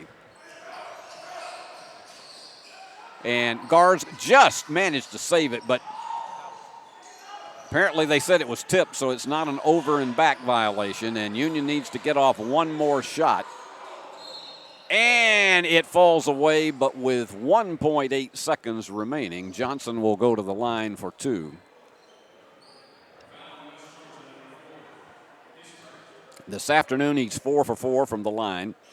14 points, 9 rebounds for Ahmad Johnson. He has a 15.5-point season average. And he connects. Solid 75% shooter from the line. And that'll probably be our final score, as it is game, set, and match. West Georgia, after being challenged for the first 17 minutes of this game, manages to dominate the rest of the way. Union making one run in the second half to close to within 8, but the Wolves win it by 16. Let's give you the closing totals here. Our player of the game, unquestionably, is Zodie Jackson with his 12 of 16 from the floor, 2 of 3, and 3-pointers. Perfect 8 for 8 from the line, 2 rebounds, 4 assists, 1 steal. He did a little of everything in the offensive statistics, and with 34 points, he is our player of the game. Donatlin with 19 points, and the big category for him, a 59% free throw shooter who ends up 8 for 9 from the line. He also added 8 rebounds. 12 points for Tamari Relaford and 11 points for Marlon Smith. For Union, 4 players in double figures, led by Jordan Pike back in the lineup for the first time in a week. 19 points. He was 8 of 14 from the floor and 3 of 4 from the free throw line. 18 points for Devaki Gar, the freshman. He was 7 of 13 from the floor. 6 rebounds as well. And then 16 points for Ahmad Johnson, 9 rebounds to add to his total. And Jeremiah Littlepage with 11 and 6 rebounds. He had 3 assists. So that's just about the story from here. West Georgia goes to 17-2, 13-2 in the Gulf South Conference. And Union falls to 10-9, third straight loss, 7-8 in the Gulf South, trying to stay above that cut line of the 8 teams that will advance ultimately in March to the Gulf South Conference Tournament. So, it's been good to have you here this afternoon for both the men's and women's games on Flow Sports, and these are the people who made it possible. Our director is Christopher Reasons. On cameras today, Adriana Bolin, Christopher Craigie, Eric Inman, and Benjamin Bitterling. The executive producer of Worthy Road Studios is Paul Schultze, and I'm Steve Beverly, saying so long from the great hub city of West Tennessee and Fred DeLay Gymnasium, where the final score was West Georgia 93, Union 79. This game is a presentation of Flow Sports, the Gulf South Conference, and its member institutions. So long, everybody.